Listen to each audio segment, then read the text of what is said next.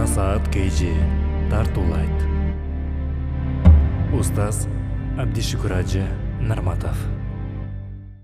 Урматтуу мусулман бир тууган, Аллах Тааланын муъжизасы караң. Ла илаха иллаллах 12 тамга экен. Жылыбыз да 12 айдан турат экен. Кече 12 саат, күндүз 12 саат. Абу Бакыр Сыддык 12 тамга экен. Умар ибн Хаттаб 12 тамга экен. Осман ибн Аффан 12 тамгадан экен. Али ибн Аби Талиб 12 тамгадан экен. Урматтуу мусулман бир тууган, Аллах Тааланын бир муъжизалары эч түгөнбөгөн муъжиза экен. Ла илаха иллаллах Мухаммадур Расулуллах. Пайгамбарыбыз саллаллаху алейхи вассалам сахабаларына жаддиду иманакум, иманыңарды жаңылагыла дейт. Бул менен пайгамбардан 15 кылым кийин келген, мага айткан жок, сиздерге айткан жок. Пайгамбар хайрул куруни карни, суммаллазина ялуна, суммаллазина ялуна. Эң алтын кылым, алтын заман менин заманым дейт. Биз Анас сыяктуу пайгамбарга кызмат кыла алган жокпуз. Хазрати Билал сыяктуу пайгамбардын жанында Билалдын коңур үнүн угуп азан уга алган жокпуз. Сахабалар боло алган жокпуз. Ошондой улуу сахабаларга пайгамбарыбыз саллаллаху алейхи вассалам Абу Бакырдын иманын таразын бир жагына койсо, үммөттүн иманын бир таразынын экинчи жагына койсо, Абу Бакырдын иманы оор келет деген сахабаларына пайгамбар жаддиду иманакум, иманыңарды жаңылагыла дейт. Сахабалар бима нужаддид иманана я Расулаллах, о Аллахтын элчиси, иманыбызды эмне менен жаңылайбыз дейт. Пайгамбарыбыз саллаллаху алейхи вассалам жаддиду иманакум би каули ла илаха иллаллах, иманыңарды ла илаха иллаллах келимеси менен жаңылагыла дейт. Келиңиздер, мен негизги темадан мурда бир иманыбызды жаңылап келиме келтирсек, ла илаха иллаллах Мухаммадун Расулуллах. Ла илаха иллаллах келимеси үчүн асман менен жер жаралды. Ла илаха иллаллах келимеси үчүн Аллах Таала 24 000 пайгамбар жөнөттү. Ла илаха иллаллах келимеси үчүн Таврат, Инжил, Кур'ан, Забур канчалаган китептер түштү.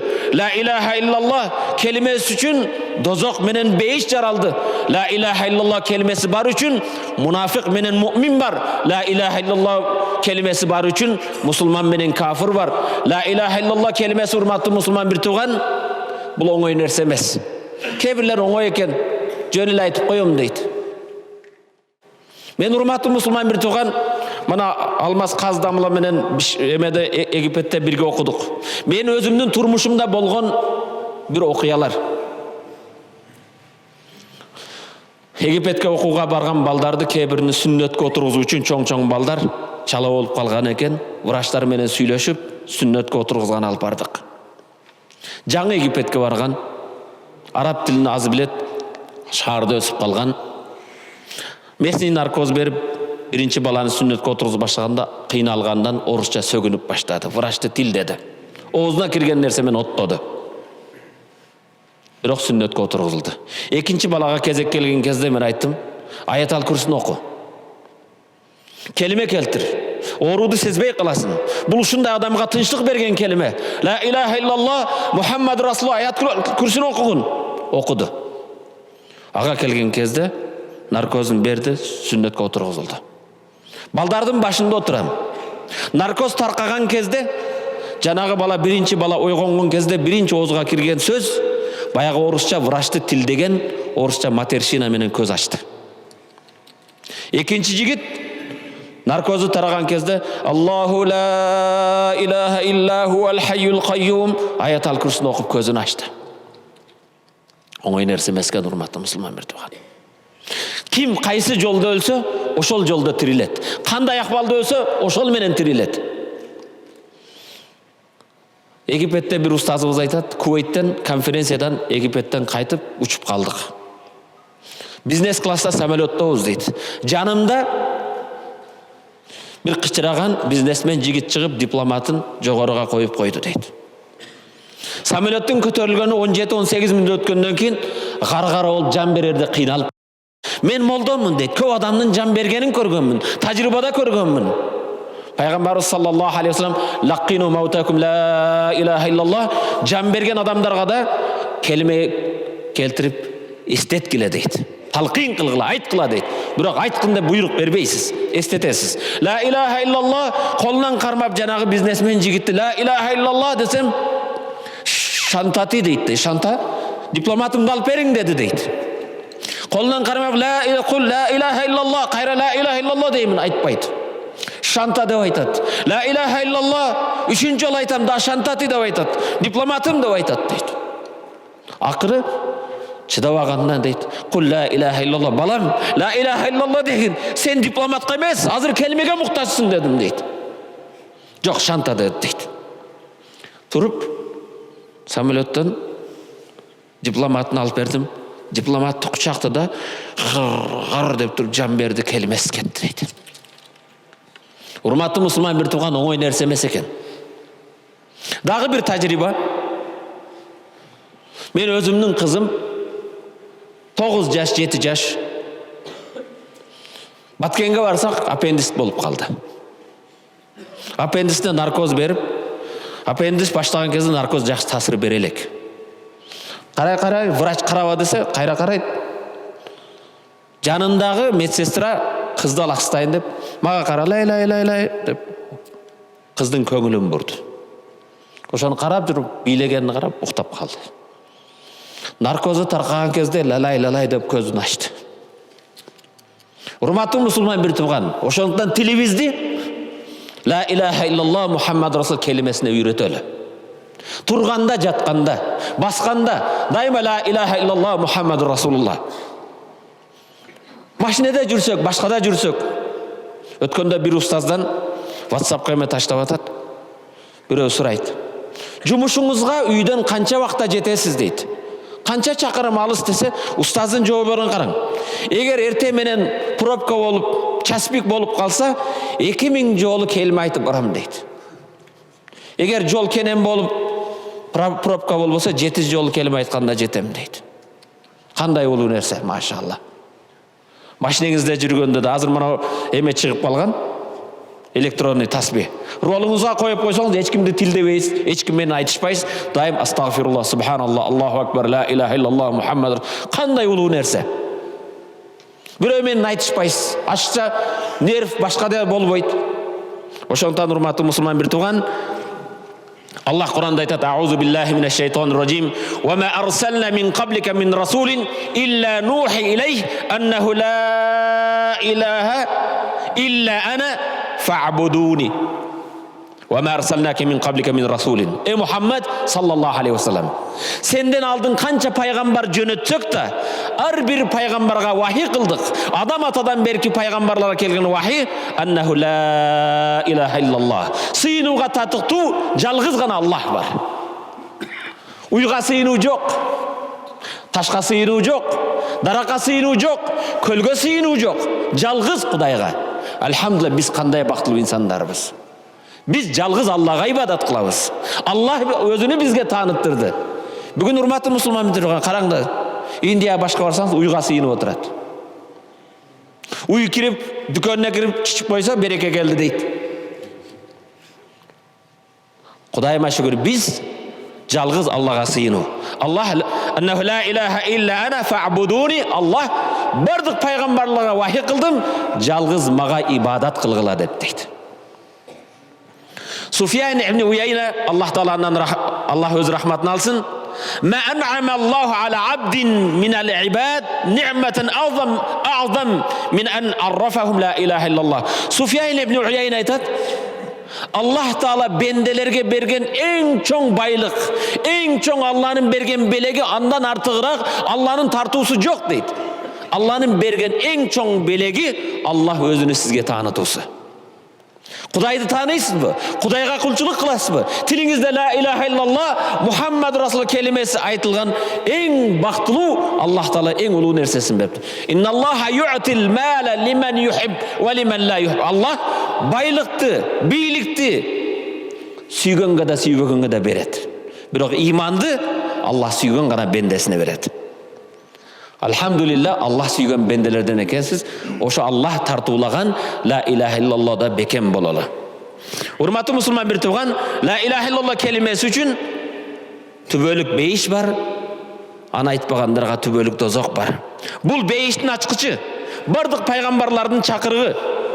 Пайгамбарыбыз саллаллаху алейхи вассаламдын хадисин айтууда мен сиздерден суранарым, bir жакшы хадис бар экен, хадистин акын төлөп койгула десем, bir пайгамбарга салават айтабыз. Bir жакшынакай хадис бар экен, акын төлөйбүзбү? Саллаллаху алейхи вассалам. Пайгамбарыбыз айтат, азыр намаз окудук, муаззин, пайгамбарыбыз саллаллаху алейхи вассалам отырған эле, муаззин азан айтып жатат. Сами'ан набию саллаллаху алейхи вассалам каула муаззин, ашхаду ан ла илаха иллаллах. Пайгамбар отурду дагы муаззиндин ашхаду ан ла илаха иллаллах, күбөлүк берем Аллах жалгыз деген келимени укканда пайгамбар факала хаража минан нар, бул дозоктон чыкты деди. Ушул келиме менен бул дозоктон чыкты деди. Бул хадис имам Муслим чыгарган сахих хадис, урматтуу мусулман бир тууган. قال أبو ذر رضي الله عنه قلت يا رسول الله كلمني بعمل يقربني من الجنة ويباعدني من النار. Abu Zar деген сахаба пайгамбар саллаллаху алейхи вассаламга, я Расулалла, мага бир келиме үйрөтүң, бейишке мени жакын алып барсын, дозоктон мени алыстатсын деди. Пайгамбар саллаллаху алейхи вассалам айтты: "Иза амилта сайяатан фa'mal hasanatan." Бейишке жакын болуу үчүн, дозоктон алыс болуу үчүн бенделик кылып, чийки сүт эмгенсин. Бир ката туура эмес иш кылып койсоң, артынан токтолбостон бир сооп жакшы амал кыл деди. Fa innaha ashru amsalha. Bir кылган соогуң Аллах Таала 10 эсе сооп берет деди. Hazreti Abu Zar'дын ордуна өзүңүз коюң, элестетиң. Мени бейишке жакындата турган, дозоктон алыста турган амалды үйрөтүң дедиле пайгамбарыбыз саллаллаху алейхи вассалам. Бир жамандык кылып койсоң, артынан тез жакшы сооп иш кылгын, Аллах соопту 10 эсе кылып берет деди. Култу, Абу Зар айтты сахаба: "Я Расулаллах, ла илаха иллаллах минал хасанат." Ла илаха иллаллах деген келиме сооп иштерден болобу деди. Эгер жамандык кылып койсом, ла илаха иллаллах десем, кала хия ахсанул хасанат, сооптордун эң жакшылыктын жакшысы ушул ла илаха иллаллах деди. Урматтуу мусулман бир тууган, Абу Зар айтат, ла илаха иллаллах ошо жакшы иштерден болобу десе, пайгамбар бул эң жакшылардын жакшысы болот деди. La ilahe illallah temhu zunub vel hataya. La ilahe illallah kelimesi menен Allah bizim hatalarımızı, günahlarımızı keçiretken ve hiye afzalu zikr. Allah'ın eskeri zikirlerden en ulusu afzeli neyken? La ilahe illallah Muhammedur Rasulullah. Hurmatlı Müslüman bir tuğan. Namaz okuş için darat gerek, gusul gerek. Kiyiminin taza oluşu gerek, vaktin girişi gerek, cay namazın taza oluşu gerek, kıblanı karaş gerek. Турабы? Ороза тутуш үчүн түндө туруш керек, ооз бекитиш керек, ниет кылыш керек. Кечке чейин эч нерсе тамак аштан суусундукан өзүбүздү тыйышыбыз керек. Бирок урматтуу мусулман бир тууган, зикир деген ибадат бар. Эң жеңил ибадат. Зикир кылыш үчүн келимеге ла илаха иллаллах, астагфируллах, субханаллах, Аллаху акбар. Зикир үчүн дарат шарт эмес. Кыбланы караш шарт эмес. Гусул болуш шарт эмес. Керек болса айында этек кир келген аялдар да айта берет зикирди. Зикир ибадаттардын эң жеңили. Бирок зикирдин бир эле шарты бар. Намаз окушта 2 рекет намаз окуганда мен 2 рекет намаз окудум десеңиз болот. 10 сом берип садака кылдым десеңиз болот. 5 сом берип мен кайрымдуулук кылдым десеңиз болот. Зикирдин бир эле шарты бар. Ал кайсы шарты бар?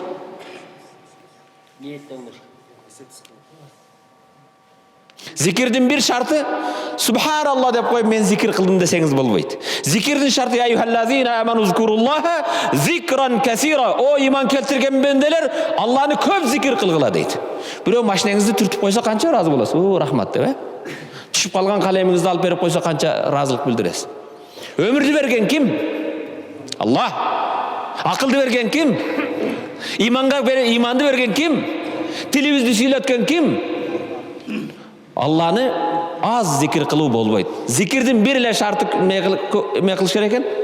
Я юхаллазина аману зкуруллаха зикран касира. О иман келтирген бенделер, Алланы көп зикир кылгыла. Ал эми зикирлердин мисалы салават зикирге келет. Субханаллах, алхамдулиллах, Аллаху акбар, булар баары зикир. Зикирдин тескериси эмне? Зикир эскерүү деген, анын карама каршысы унутуу. Алланы аз зикир кылган болбойт, унутпаш керек. Зикирлердин эң улуусу не экен? Эң улуусу Муса алейхиссалам, улул азым болгон улуу 5 пайгамбар бирөөсү.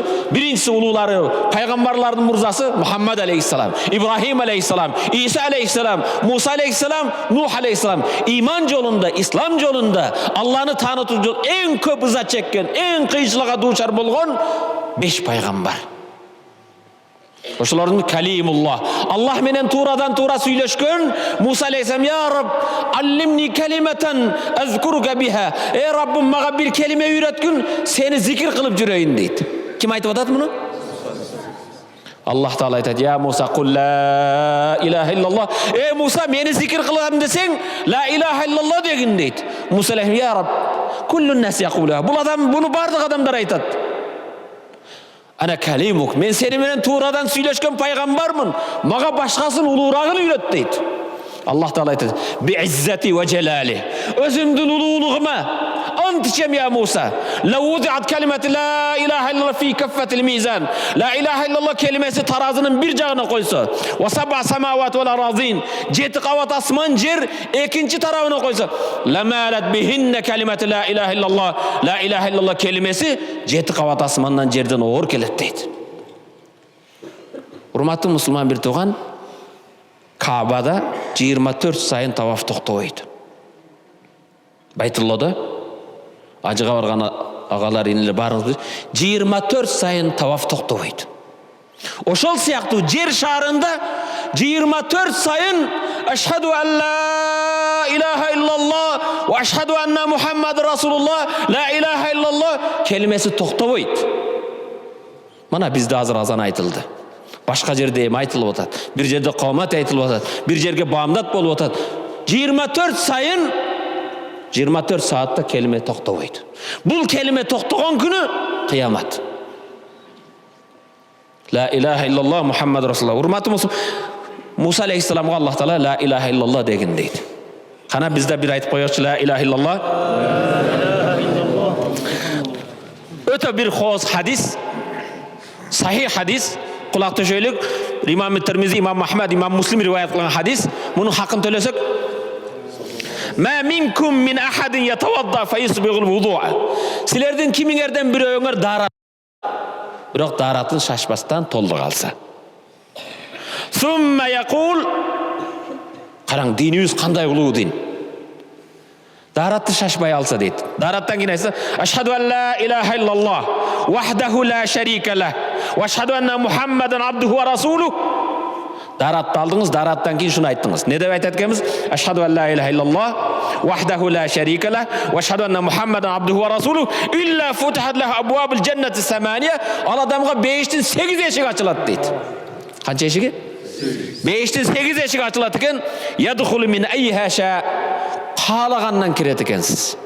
Урматтуу мусулман бир тууган, 5 эшигинин ачылышынын оңойлугун караң. Даратты алдыңыз: "Ашхаду ан ла илаха иллаллах вахдаху ла шарика лах ва ашхаду анна Мухаммадан абдуху ва расулух." 5тин 8 эшик ачылат, каалагандан кирет дейт. Аллах баарыбызды ошол 5ке кирүүнү насип этсин. Урматтуу мусулман бир тууган, Пайгамбарыбыз саллаллаху алейхи вассаламдан башка бир хадис: "Инна Аллах харрама аля нар мен кала ла илаха иллаллах ябтаги бизалика вajhallah." Бул Имам Бухари, Имам Муслим чыгарган хадис. Инна Аллаха харрама аля нар. Аллах Таала дозокко арам кылды дейт. Дозокко тыюу салды. Анын денеси дозокко түшүүсү арам. Анын денеси дозокко түшпөйт. Ким мен кала ла илаха иллаллах, кимде ким ла илаха иллаллах десе, бирок эл көрсүн үчүн эмес, кожо көрсүн үчүн эмес, ябтаги биха вajhallah, Алланын ыраазылыгын үмүт кылып. Бүгүн урматтуу мусулман бир тууган, кээ бирлер колубузда тасбih угуму, ла илаха иллаллах, көздөрүбүз башка жакта. Ла илаха иллаллах ой пикирибиз башка жакта. Ла илаха иллаллах келимеси менен Алланын ыраазылыгын айткан бенденин денесин Аллах дозокко арам кылат дейт. Ошондуктан иблис шайтандын белин сындыра турган нерсе. Шайтандын бели сынат экен. Шайтандан өтө жаман үндөр чыгып кача турган нерсе бар экен. Шайтандын белин сындыра турган нерсе Пайгамбарыбыз саллаллаху алейхи вассалам айтат: "Валихаза кама кала Суфьян ас-Саури Leysa şey'un aqta li zahri iblis min la ilaha illallah. La ilaha illallah kelimesinden artığıрақ şeytanın belin kese turgan nerse жоқ екен. Şeytanды сындырам десек не кылат экенбиз? La ilaha illallah Muhammed Rasulullah. La ilaha illallah hiye kelimetul ihlas. Urmatlı Müslüman bir tuğan, la ilaha illallah kelimesi bu ihlas kelimesi. Biroq ihlas ne degen urmatlı Müslüman bir tuğan? Allahümme rzuqnal ihlasa fil qawli wal amal. Allah amalımızda söylеген sözde ihlasты nasip etsin.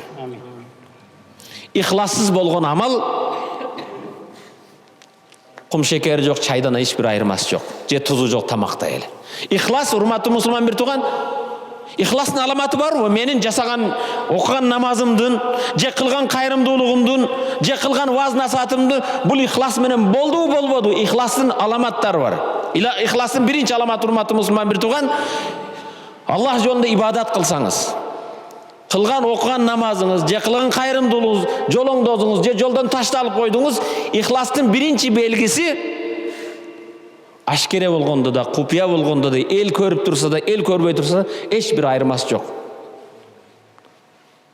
То есть namaz okup atасыз, birinci saftasыз, jamaat karap turganda okuysiz. Үйүңүздө жалгыз окуганда namazınız hiçbir ayırması жоқ bolsa, bul ihlas. Biroq birinci safka kelgende özgörüp kalıp, үйdө özüңчө başka bolup kalsaң, bul ihlassız amal.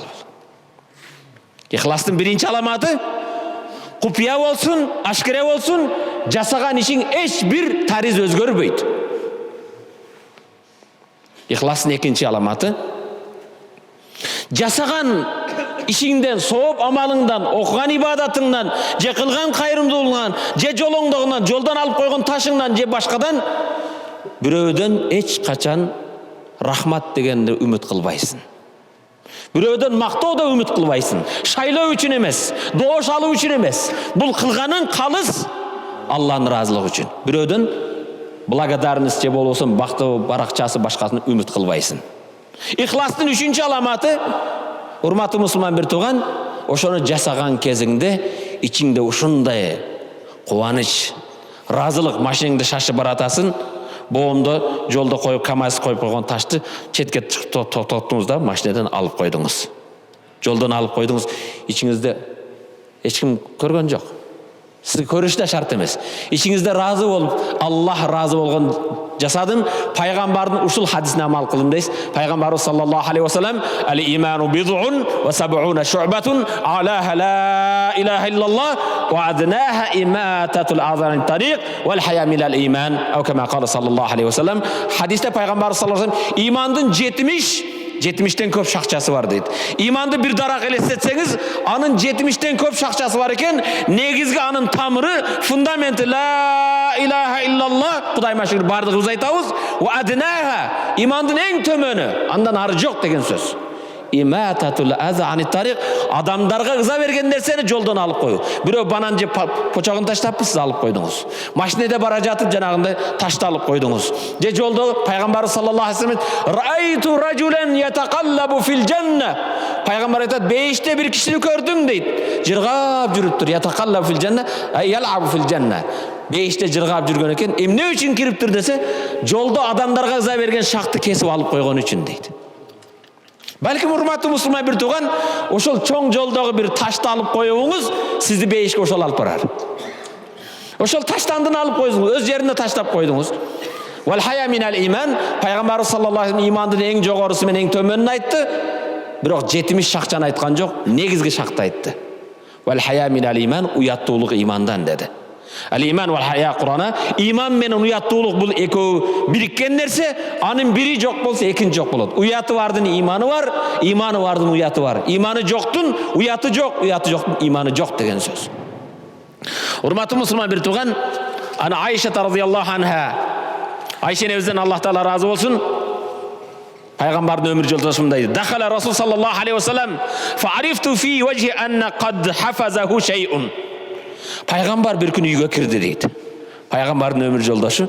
Пайгамбар үйгө киргенде, пайгамбардын жүзүнөн билдим, пайгамбарга бир кайгы түшүптүр. Пайгамбар кайгырган кезде соода болбой калды деп кайгырбайт эле. Же бир дүйнөдөн кур калдым дебейт эле. Же бир жакшыраак төөгө минбей калдым дебейт. Fatawadda ne kıldı? Peygamber sallallahu aleyhi ve sellem darat aldı deydi.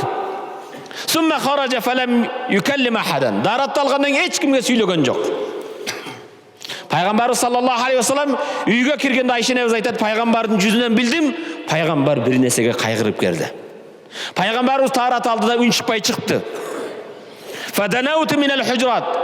Peygamberдің bölmesiga kelip, Peygamberдің bölmesini bilesizler. Bul jagı meçit. Kelip kulak saldım deydim. Ne oldu? Peygamberim ne kaygırıp? Fasami'tu yaqul.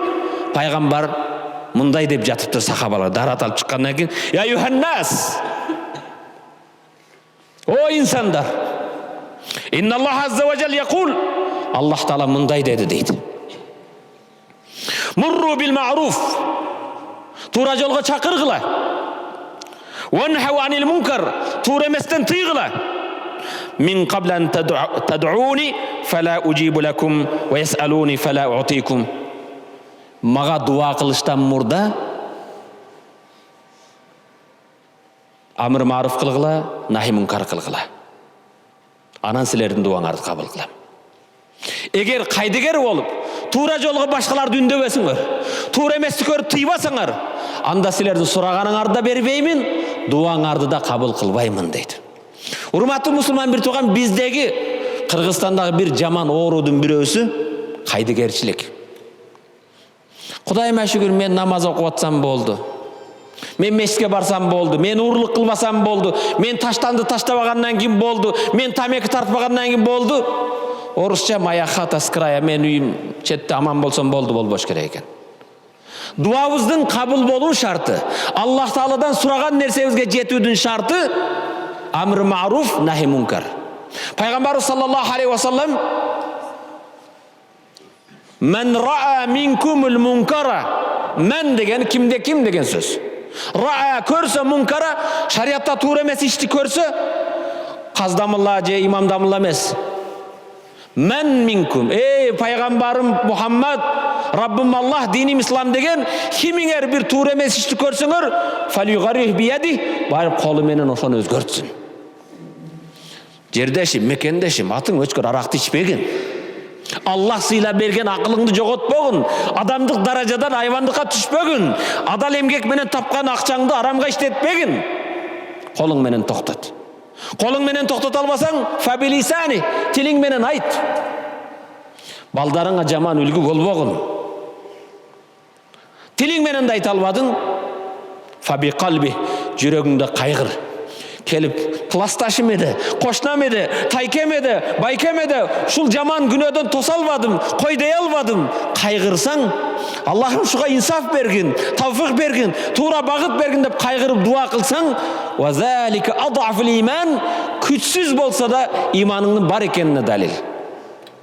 Bette jarım jılаңaç bolup жүрсө, uğurluk kılıp atsa, stakan uruşturup atsa, karabın çıkpay jırtаңda ötüp ketsen, anda sende baya küçsüz imanda yok.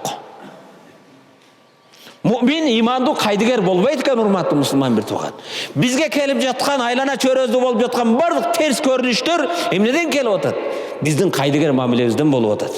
Eger bir uy bilödü, Allah'dan korkon ata olsa, baldar oңolot. Balam tameki tartpagın, nasbay çekpegin. Balam öz vaktında kelgin. Balam ул жаман каналды көрбөгүн, балам жаман сайтка кирбегин деп.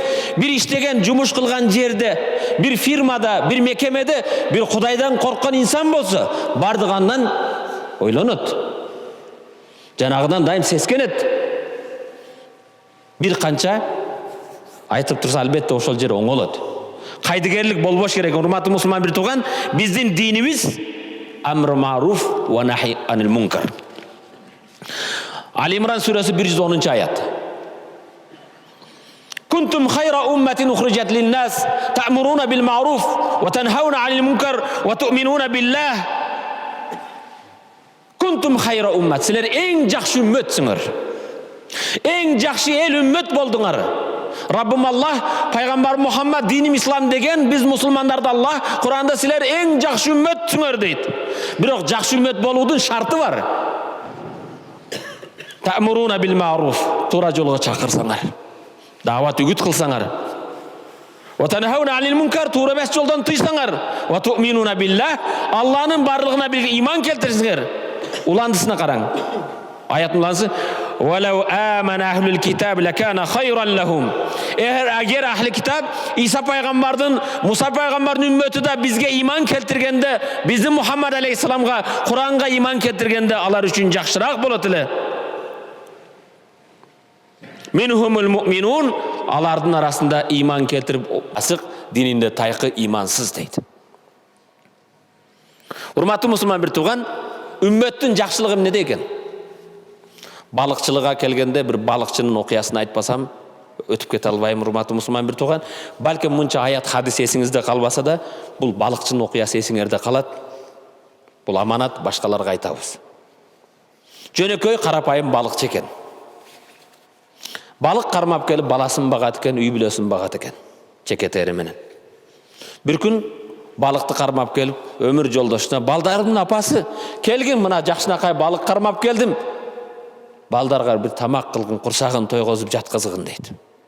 Балыкчынын аялы балыкчы кармап келген балыкты бисмилла деп курсагын жарса, балыктын ичинен жакшынакай кымбат баалуу таш чыгыптыр.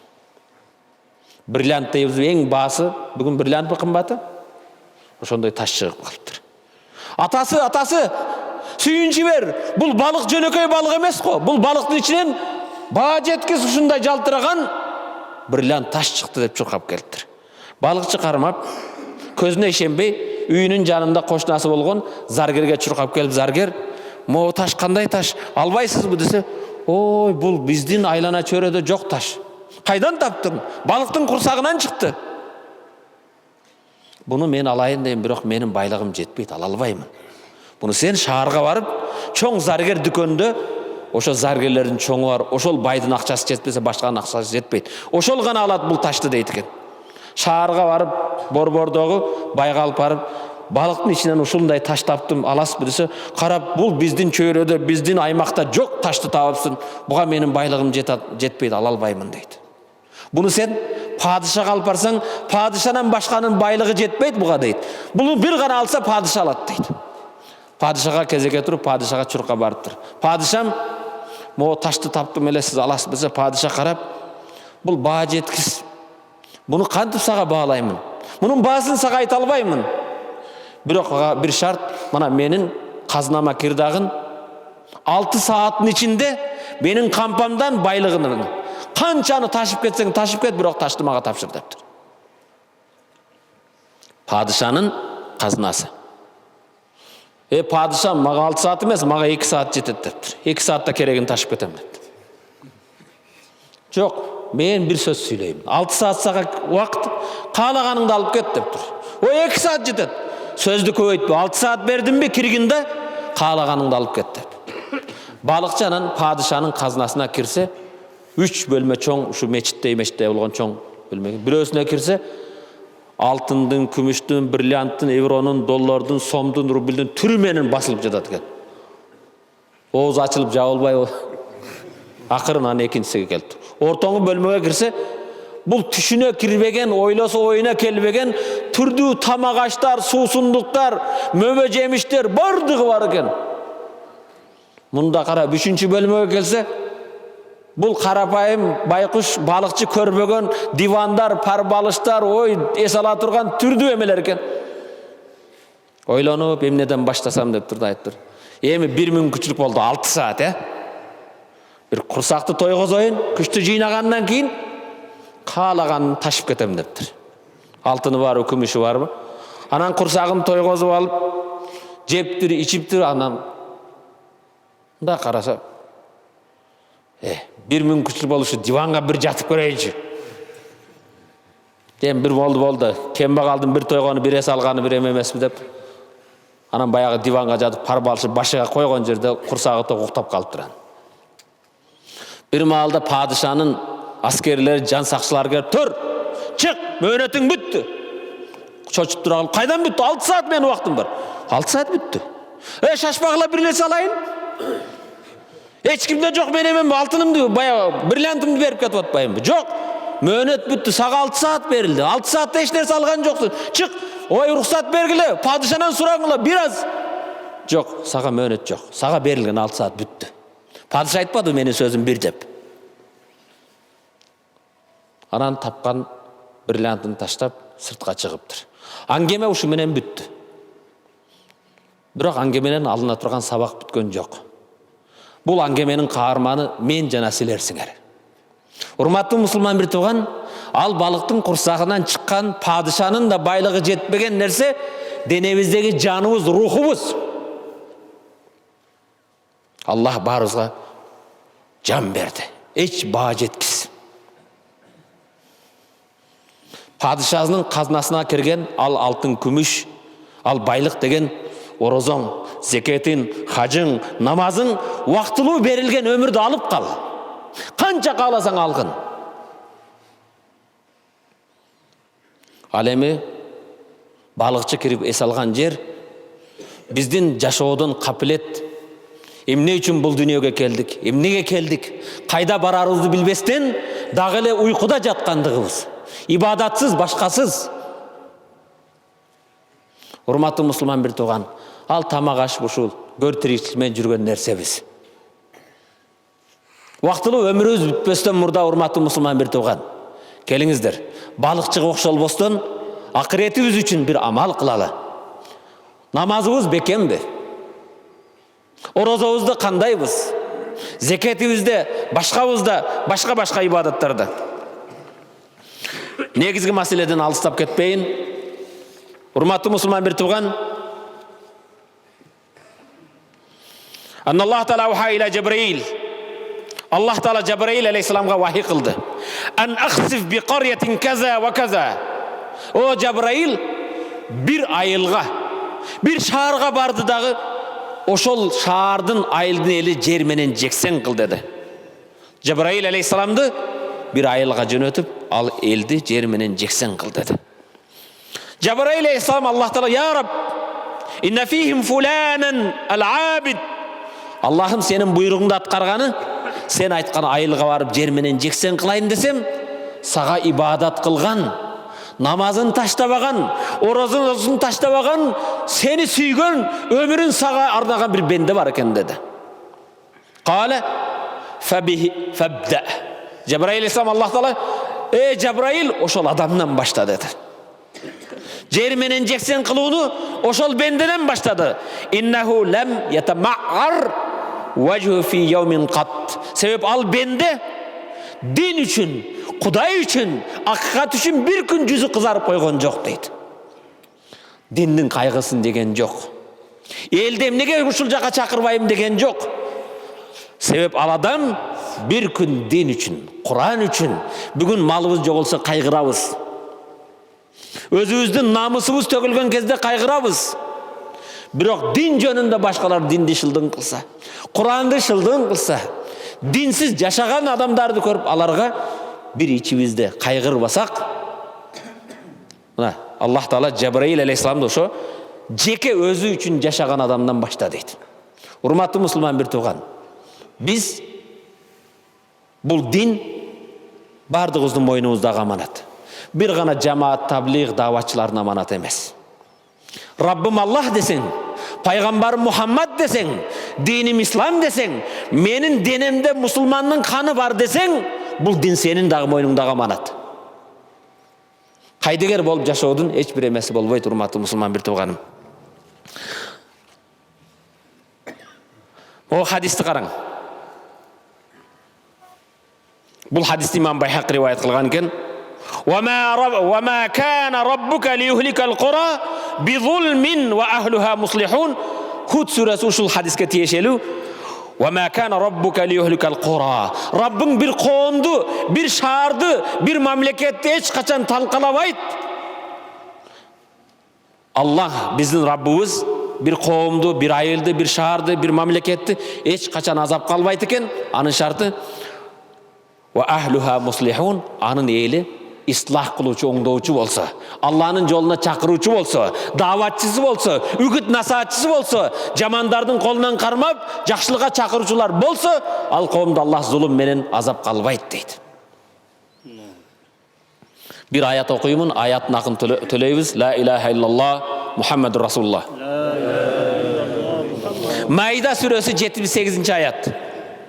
Lu'inellezine keferu min bani İsrail ala lisani Davud ve İsa ibn Meryem zalika bima asav ve kanu ya'tadun. Sadakallahul azim. Lu'inellezine keferu. Allah Teala küfür keltirбеген kafirlarga nalat bolsun. Qaysı kafirlar? Min bani İsrail, Yakup paygambardan tarqagan bani İsraildarga anın jolun joldogondorgo nalat bolsun. Kimdin nalatı? Allah'ın. Lu'ina, Allah nalat aytты alarga. Ala lisani Davud, alarga Davud paygambardın tilinde de nalat bolsun. Ve İsa ibn Meryem, Meryem'nin balası İsa paygambardın tilinde nalat bolsun. Ne üçün? Zalika bima asav, alar günah kılgan üçün ve kanu ya'tadun, Allah'ın çeginden çıkkandığı üçün. İnsanlık çekten çıkkandığı üçün bul ele emes. Hurmatlı Müslüman bir tuğan, köngül burunuz. Allah Teala nalat aytты. Özel aytmastan Davud paygambardın tilinde, İsa paygambardın tilinde nalat bolsun kafirlarga, Yakup paygambardın urpaktarına. Ne üçün? Alar çekten çıktı. Dağı bir sebebi alarga nalat bolgan. Ve kanu la yetenahawna anil munkar fa'aluh. Alar arasında kebirler toğru emes iş kılgandardı tospoyt ele deydi. İnkardan bir ödü tospoyt ele. Lebi'se ma kanu yef'alun. Kanday jaman kılgan işler. Kebirler aytadi, men emne günah kılıpпын deydi. Namazga urbaysın, ha men emne günahım var deydi. Baldarına iman tarbiyasını bere almadın mı? Men musulmanmın dep İslamdın atın, Kur'andın rasminen başkanı bilbey kaldın mı? Günah emes mi? Biz amanat dese mana ısık kölübüz bizdin moynumuzda amanat. O ötke жазып koyupbuz. Kireverişte bir yerde ısık köl Kırgızistan'ın Bermeti mi? Bermet dem ne kıldık? Aylana çöresindeki taştandılarçı. Mayitті uzatkanda bardığız Mülk suresini okuyuz. Mülk suresinin akırkı ayatı da mı? Karı? Akırkı ayat.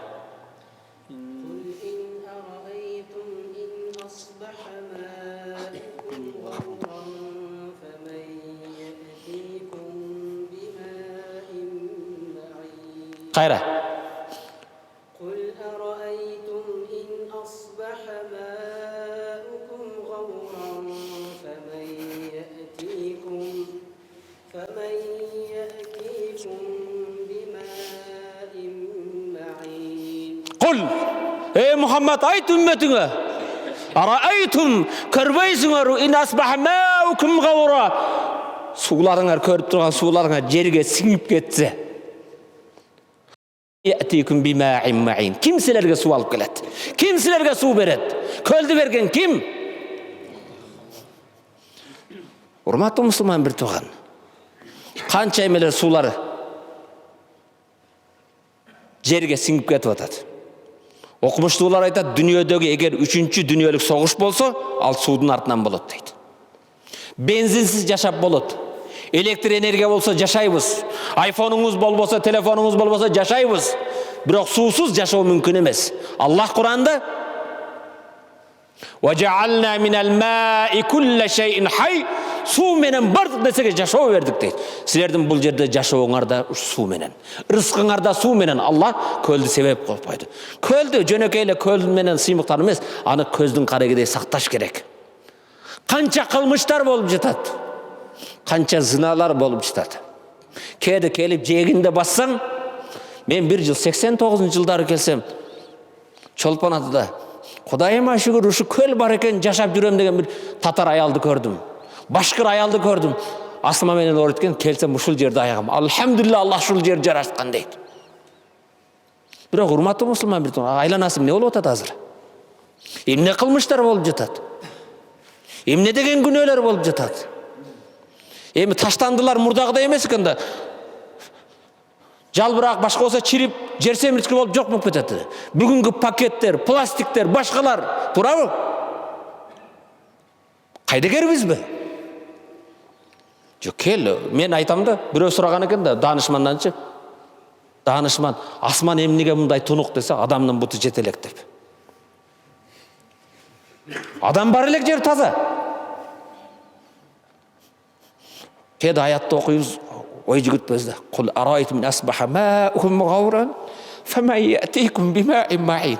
Айткіл Мұхаммед үмметіңі, егер ішіп атқан суларыңар, түшіп атқан суларыңар, жерге сіңіп кетсе, кім алып келет суыны? Кім береді? Урматтуу мұсылман бір туған. Қайдыгер болбошубуз керек. Мұның тазалығына көңіл буруш керек. Шүгүр кылышыбыз керек. Саудиядан, Кувейттен арабтар келді. Бай, қычыраған. Қырғызстанда Құран конкурсына спонсор болды. Ертеменен мен аларды, сіздерді аларча ушелиясын алып барып, ошол жерде чай даярдадык, тамак даярдадык, конок алып бардык. Чоң сумкасын көтөрүп алды. Айтым сумкаңды ташта, тамак аш бары бар десем, жок, мында башка нерсе бар, баштыгың эмне бар десем, ошол жакта көрөсүң деди. Аларчага баргандан кийин, Абдышкүр рухсат сурасаң дейт, биз ушул жерде кичине от жагып, чай кайнатып ичсек дейт. Анан барып рухсат сурадык, от жакканга макул деди. Анан бирөөсү камераны алып алыпты, мондай камераны. Экинчиси айтып атат. Урматтуу Кувейт эли. Кувейтте 1 динарыңыз $4, эң бай адамдар. Бири закат байты закатқа барсақ, бирөөсү айтат, "Валлахи" дейт, "Манау падышанын үй бүлөсү" дейт. Уруудан болгон. Банкта канча акчасы бар экенин билбейт дейт. Мен айттым, "Кантип эле бай, өзүнүн акчасын билбей калат" десем, сатылган нефттен булардын күнүгө счетуга акча түшүп турат экен процент. Ошондон булар билбейт дейт, күнүгө кирип канча акчасы бар экен дейт. Булар ушундай бай. Айтып атат, "Урматтуу менин мекендештерим, мына көрүп турган тоодон агып келе жаткан суу" дейт. "Ушу суудан азыр өз колум менен алып ушул суудан кайнатып ичебиз" дейт. Анан сууду келип алды. Алгандан кийин Аллах Таала иман жолунда жүргөн, исламда жүргөн, намазында бекем болгон инсандарды ошо көп нерселер менен кызыктырат. Бейишке кирген инсандарга айтат, астынан аккан дарыялар бар дейт. Ажекем канча ажыга барды. Дарыя көрдүңүзбү? Жок. Саудияда, Кувейтте, Эмиратта дарыя жок. Деңизден туздуу сууду алып, алар тазалап, ошону тундуруп, дагы бир нерселерди кошуп анан ичишет. Бизде аксакалдар дарыянын сууну пышкан суу деп айтат десем, туура айтат дейт. Мөңгүдөн келген суу дейт, өзү ташты уруп, топуракты уруп пишип келет дейт. А биз дейт, деңизден алып аны тазалагандан кийин дейт, пардагы эмедей болуп калат, даамы жок дейт. Ага дагы кум кошуп, башка кошуп, бир составтарын эме кылгандан кийин алып пышат, анан ичебиз дейт.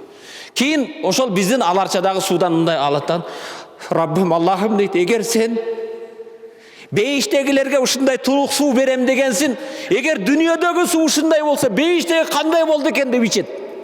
Ичкенден кийин мындай дейт. Камерага айтып атат, "Урматтуу менин мекендешим Кувейттик" дейт.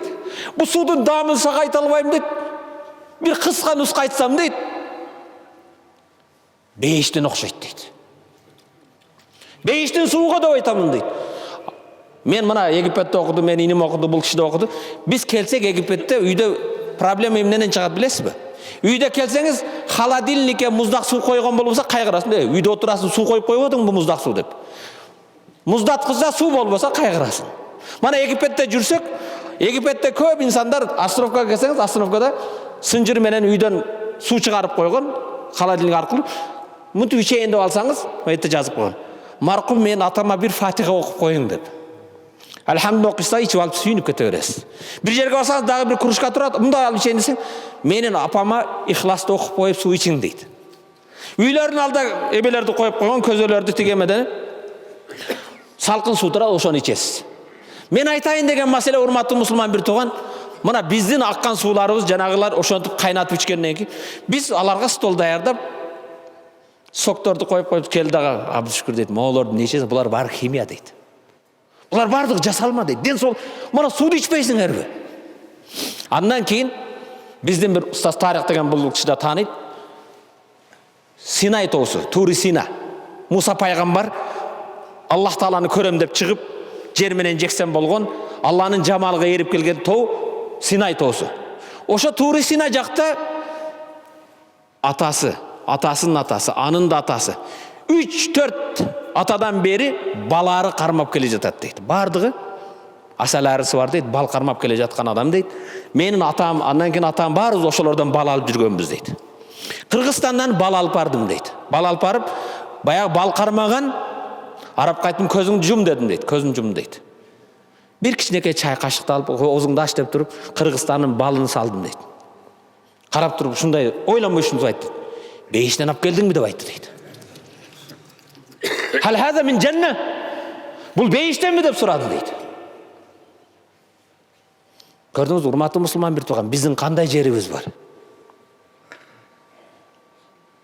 Агын суу жок. Меккеде да, Кувейтте да, башкада да. Биздин сууларды ошентип, Раббим дейт, эгер бул дүйнөдө ушундай суу кылган болсоң дейт, ушундай даамдуу, ушундай муздак, бейиштеги кандай болду экен деп жүзүнө сүртүп ыйлашат. Эми биз ошону көздүн карегиде эме кыла алдыкпы? Сактай алдыкпы?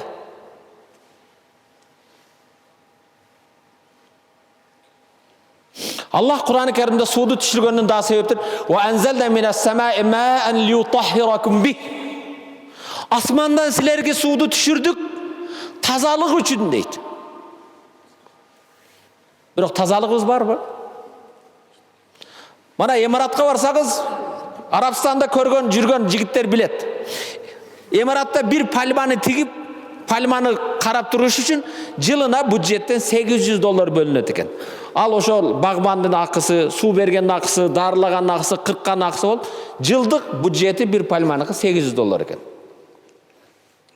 Урматтуу мусулман бир тууган, бизде көчөттү алып тамашалап сайып койсоң да өсө берет. Мен тамашалап койдум эле десең, карабайт өсө берет. Туурабы? А биз эмне кылып атабыз? Мана кыш келгенде ата бабабыз отургузган көп дарактарды кыйып салдык. Ордуна отургуздукпу тамашалап? $800 эмес, $8. Туура урматтуу мусулман бир тууган. Ирандын бир илгерги бир падышасы өзүнүн желдеттери менен жолдо бара жатса, каарыган аксакал, канчадасыз? 60 жаш экенсиз анда. Бир 90го кирип калган чал зайтун көчөтүнө отургузуп атыптыр. Анан падыша карап, "Ой, сен келжиген акылыңнан тайган аксакалсың го, 90го кирип төрүңдөн көрүң жакын болуп канда бул зайтундун көчөтүнө эмне отургу? Зайтундун көчөтү 10 жылда мөмө берет экен. Мөмөсүн жейсиңби, жебейсиңби, эмне кылып атасың? Карап туруп аксакал айтыптыр, "Падышам, бизде мурдагы ата бабалар отургузуп кетиптир, мөмөсүн жедик, мен да отургузайын, бизден кийингилер жесин" дептир. Ой, акылдуу данышман аксакал экен деп жанында вазирге айтыптыр. 10 алтын тыйын бер дептир, 10 теңге бер десе, 10 тыйын алтын теңгесин чыгарып бериптир. Карап, "Падышам, көрдүңүзбү? Адамдардын зайтыны 10 жылда берсе, меники мөмөсүн берди" дептир. Бул сөз андан да данышман болду го. Дагы 10 алтын бер дептир. Экинчи 10 алды бергенде карап, "Падышам, адамдардын зайтыны жылына бир жолу берсе, меники экинчи жолу мөмөсүн берип атат" дептир. Вазир айтыптыр, "Аттай да тезирээк кетип калалы, бул данышман аксакал баары тыйынды алып койт экен." Бул алына турган сабак, урматтуу мусулман бир тууган.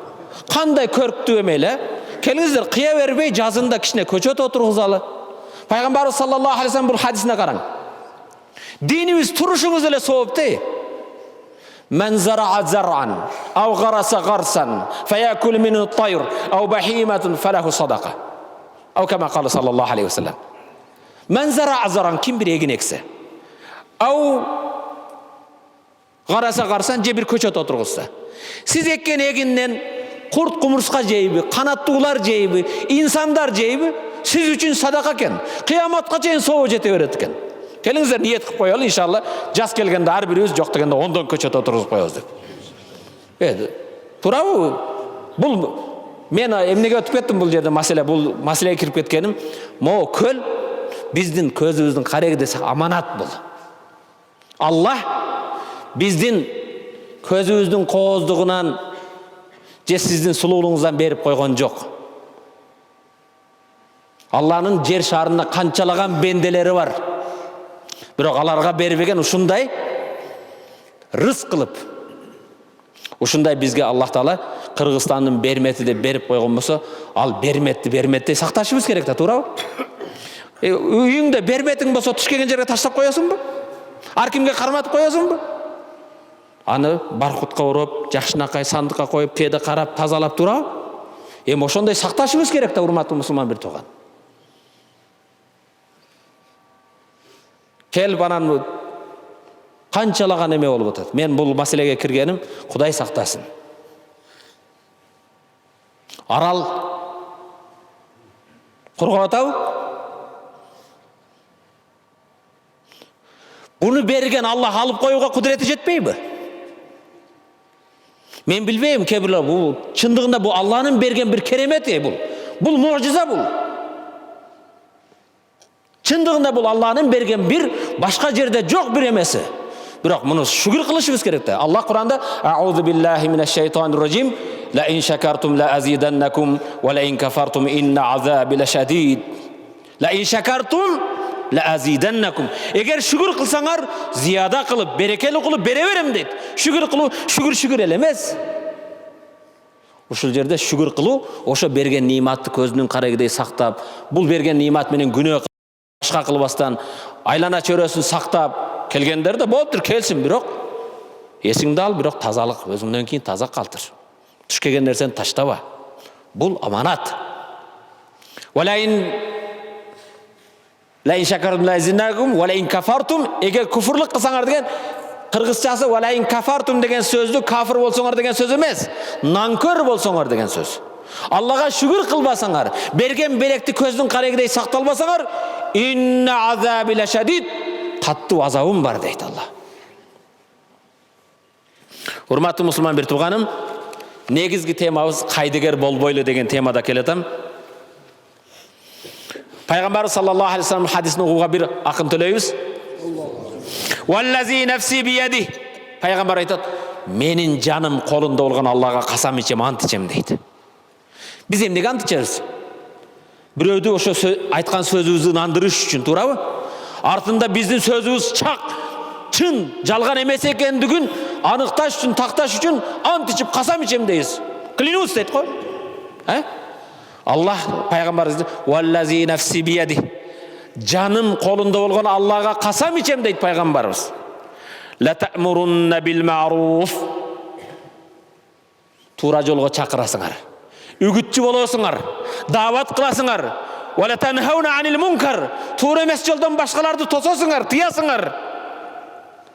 Эгер муну аткарбасаңарчы, касамдан кийин ау ла юшиканналлаху ан яб'аса алейкум иқабан мин. Же Аллах өзүнөн болгон бир азапты силерге жөнөтөт. Эгер амр маруф кылбасаңар, туура жолго чакырбасаңар, туура эместен тыйбасаңар, Аллах өз тарабынан силерге бир азап жөнөтөт. Сумма тад'уна, азап келгенден кийин дуа кыласың, Кудайым бизди сактай көр, Кудайым тынчтык бер, фала юстажабу лакум, силердин дуаңарды Аллах кабыл кылбай коет дейт. Дуанын кабыл болуу шарты эмне экен? Кайдыгер болбо. Урматтуу мусулман бир тууган. Кээ бириңди намаз окуганыңа 20 жыл болду. Кээ бирге 30 жыл болду. Бирок 3 адамды жетелеп келдиңби мечитке? Бир адамды, бирөөдү өзүңнүн классташыңды, курбуңду, досуңду, кошунаңды атың өчкөр арактан тыйдыңбы? Же Кудайыма шүгүр мен барсам болдубу? Мен аман болсом болдубу? Менин үй бүлөм аман болсо болдубу?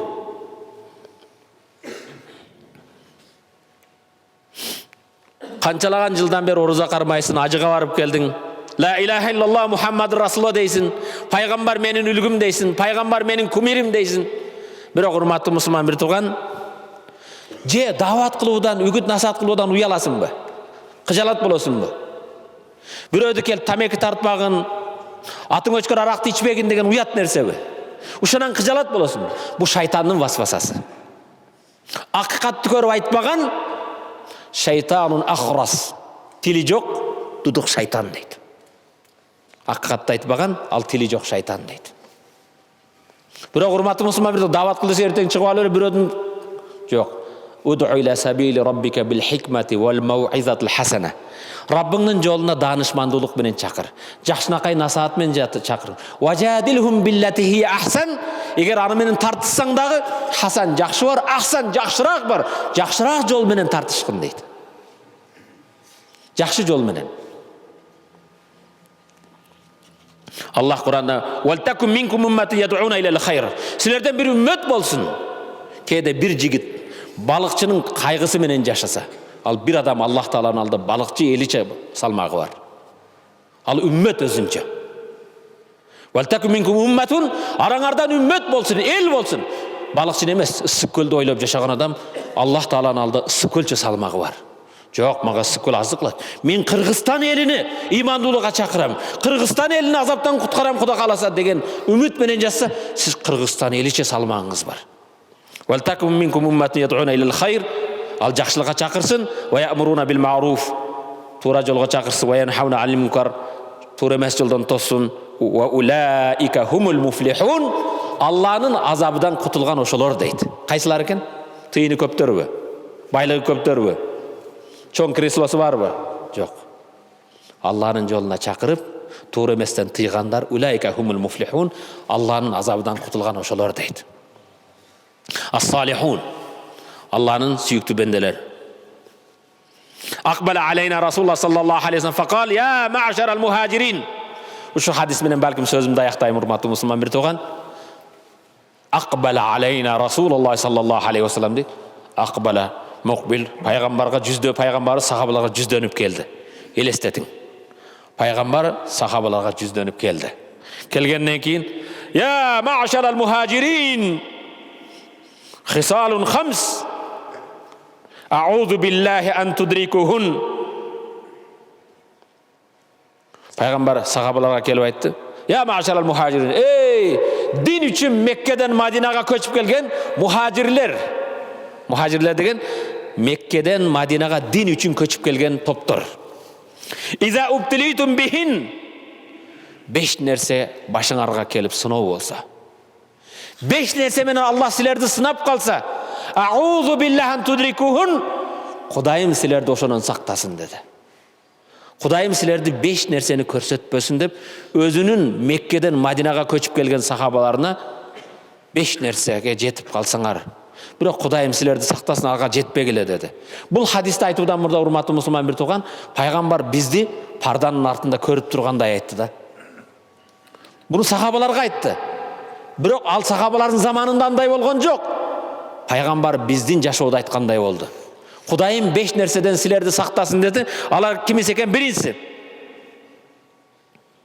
"Лам тазхар фахишату фи кауmin qat hatta yu'linu biha." Lam tazhar al-fahishatu fi qaumin qat hatta yu'linu biha. Birincisi, kaysi bir koomda soykuluk, nikesiz kumarın kandıruu, kölдің жегінде жетелешу, құшақташқандық, құмарын қандырғандық, денесін сатқандық açık айқын болып қалса. Açık айқын болып қалса. Açık айқын емес, бүгін реклама қылып атады. Балан жерге келіп салып кеткен. Алардың адрестерін білішет. Al-fahisha. Fahisha деген bir ғана никесіз еркек мен еркек емес. Аял мен еркек емес, бүгін еркек мен еркек болып кетіп атады. Аял мен аял болып кетіп атады. Урматтуу мусулман бир туган, бул пайда болсо эмне болот экен? Илля фаша фихим ат-таун.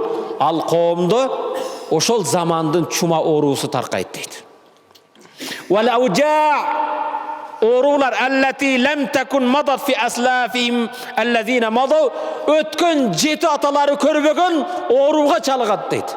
7 атабыз көрбөгөн ооруга чалган бүгүн бизде Кыргызстанда 8000 спид менен ооругандар бар. 1994 жылы биринчи адам катталган экен. 94. Бүгүн 2016 8000ге жакын Кыргызстандык спид вирусун көтөрүп жүрөт. Жер жүзүндө бүгүн 16 миллион адам ушунан өлдү. 50 миллион адам, жакын адам ушул оорудун вирусу менен жүрөт. Бир намыс кыла турган нерсе. Кавырган, кайыша турган нерсе, урматтуу мусулман бир туган. Спид тез өнүгүп таркалып бара жаткан ондун ичинде бүткүл дүйнөлүк саламаттыкты сактоо мекемеси бар. Ошолордун изилдөөсүндө экономикадан Кыргызстан алдында эмес. Иман ислам жагында да же ынтымактыкта же башкада эмес. 7 тез өнүгүп аткан мамлекеттин бирөөсү экен. 7 спид тез тарқалып жатқан 10 емесі бойынша біреусі Қырғызстан екен.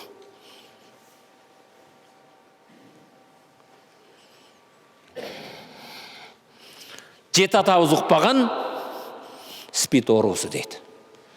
Миңдеген балдар жетім қалды аталары қаза болып. Миңдеген кейде наристелер жаңы төрелген балдар кейбірде врачтардың шалақылығымен, кейбірле башқа себептерменен, наркомания менен, никесіз жыныстық құмарын айвандай қандыру менен 8.000-ге жақын спид орусын, вирусын көтеріп жүреді. Қараң, ата бабасы көрбеген оруға чалығады дейді. Ал орудың еш жолын таппай қалады. Бүгін дүние жүздегі оқымыштуулар, данышмандар, кейбірлер айға шықты, айдан башқа планетаға шығып жатады, башқа жерде дағы жашау бар бекен, башқа жылдыздарды изилдеп жатады. Бірақ бұл орудың дарысын тапқан жоқ. Алардың балдары да, қыздары да, наристелері да, қарылары да, чалдары да бары ушул ору менен чалығып жатады. Неден? Себеп бұлар ушундай жетишкен менен.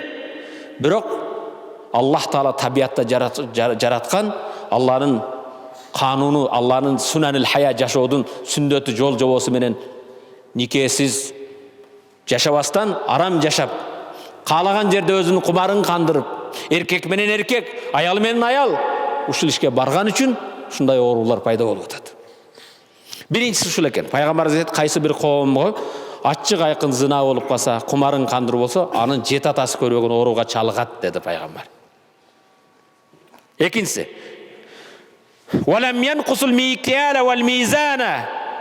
Экинчи пайгамбар Кудайым силерден сактасын деген, кайсы бир коом таразыдан өлчөмдөн алдаса.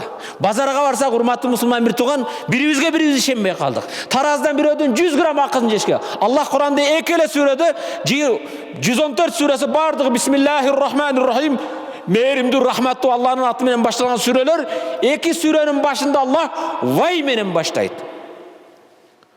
Вайлун. Вай деген муфассирлер Куран тафсир кылгандар дейт, дозоктун бир өрөөн чукур жерин айтат экен. Вай дозоктун ошо чукур өрөөнү Аллахым бизди дозоктор айтат экен, бизди вайдан сакта дейт экен. Дозок өзү вайдан коркот экен. Вайлун. Же болбосом жашоонда вай деп өтсүн, ахиретте акыбалына вай болсун. Ким? Вайлул ликулли мутаффифин. ويل للمطففين الذين إذا اكتالوا على الناس يصفون وإذا كالهم أو وزنوهم يخسرون ويل للمطففين مطففين тараздан алдағандар الذين إذا اكتالوا على الناس يستوفون адамдардан алғанда так миллиграммына чейин миллиметріне чейин так өлчеп алат да وإذا كالهم أو وزنوهم башкаларга тарткан кезде башкаларга өлчөгөн кезде тараздан уруп калат өлчөмдөн уруп калат алар вай болсун дейт. Пайгамбар айтат, кайсы бир коом өлчөмдөн тараздан алдаган таш илля ухуз бисинин ал коомго өтө оор ачкачылык келет дейт. Вашеддатил мауна кургакчылык. Кризис деген сөз ушул. Бирок урматтуу мусулман бир тууган, бүгүн Кудайыма шүгүр Кыргызстанда экономикалык кризис жок бизде. Шаарга барсаңыз, бардык кафелер толгон, той тамашаларды көрсөңүз, өткөн жылы февралда Чубак ажы менен Москвага бардык. Москвада 17.000 кыргыздын жигиттери келди. 17.000 мечит толуп, көчөлөр толуп кетти. Ошол кыргыздын жигиттерге мен суроо бердим. Биз ЗАГСка чыкканды кимден үйрөндүк? Орустардан үйрөндүк, айттым, мына силер СССР деген Советтер Союзунун борбору Москвада иштеп атасыңар. Москвада 3 жип менен, 1 лимузин менен ЗАГСка чыкканды ким көргөн болсо кол көтөрсүн десем, эч ким кол көтөрбөйт.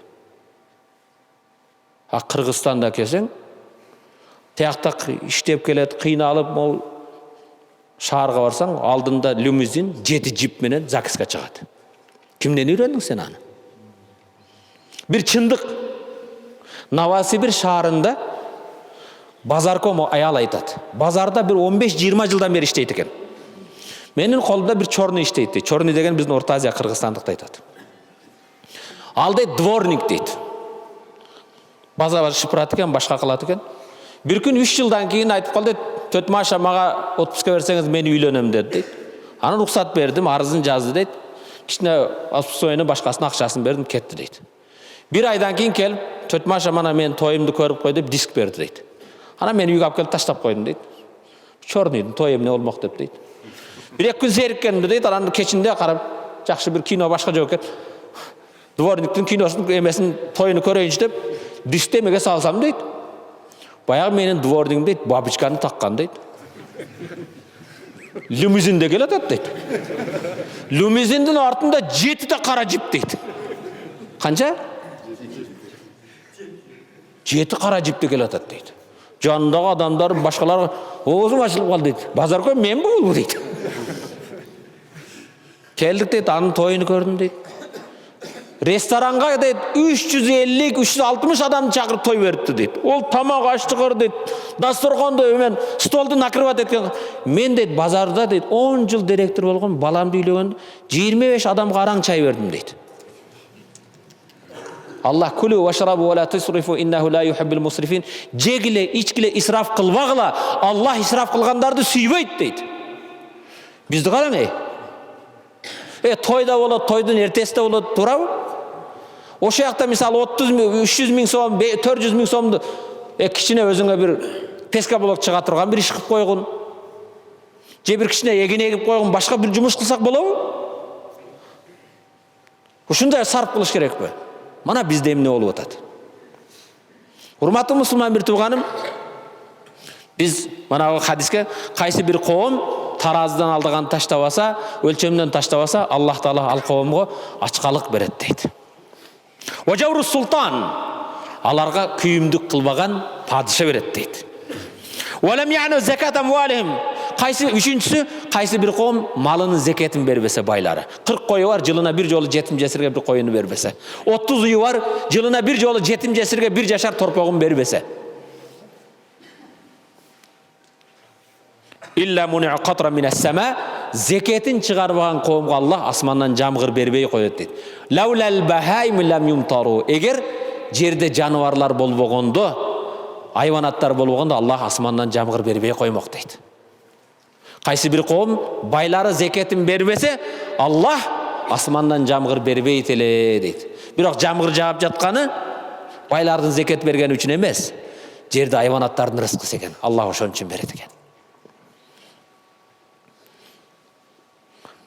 Валам янқуду ахдаллахи ва ахда расулих. Төртіншісі, қайсы бір қоғым Аллаға берген Раббым Аллах, пайғамбарым Мұхаммад, диним ислам деп Алланың бұйрығын атқарбаса, пайғамбардың сүннетін атқарбаса, пайғамбар диніне башқалар чақырбаса, илля саллаталлаху алейхим адуан мин гайрихим фа ахаду бa'ду ма фи айдихим.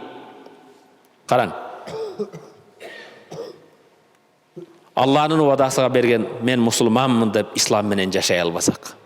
Алланың бұйрығын атқарбаса, пайғамбардың жолын жолды болса, илля саллаталлаху алейхим адуан мин гайрихим. Аллах алардың башына башқа душмандарды алып келіп башқарып қойды дейді. Башыбызға кім екен? Бізден болбаған, қырғызстандық болбаған, қырғыздан болбаған башқаларды алып келеді екен. Алар біздің башыбызға ва ахаду бa'ду ма фи айдихим, алардың қолда бар нәрселерді алып шетке ташып кетеді дейді. Қайсы бір қоғым Аллаға берген уадасында динінде бекем болбаса, пайғамбардың диніне бекем болбаса, алардан башқалар келіп башқарып, бұлардың қолындағы жерінің астындағы мекенде болған байлықты сыртқа ташып кетеді дейді. Бешіншісі, وَمَا لَمْ تَحْكُمْ أَئِمَّتُمْ بِكِتَابِ اللَّهِ. İmamları, молдалары, жетекшілер Алланың кітебіндегі адалды адал, арамды арам демесе, Алланың өкімін жақсы жеткізбесе,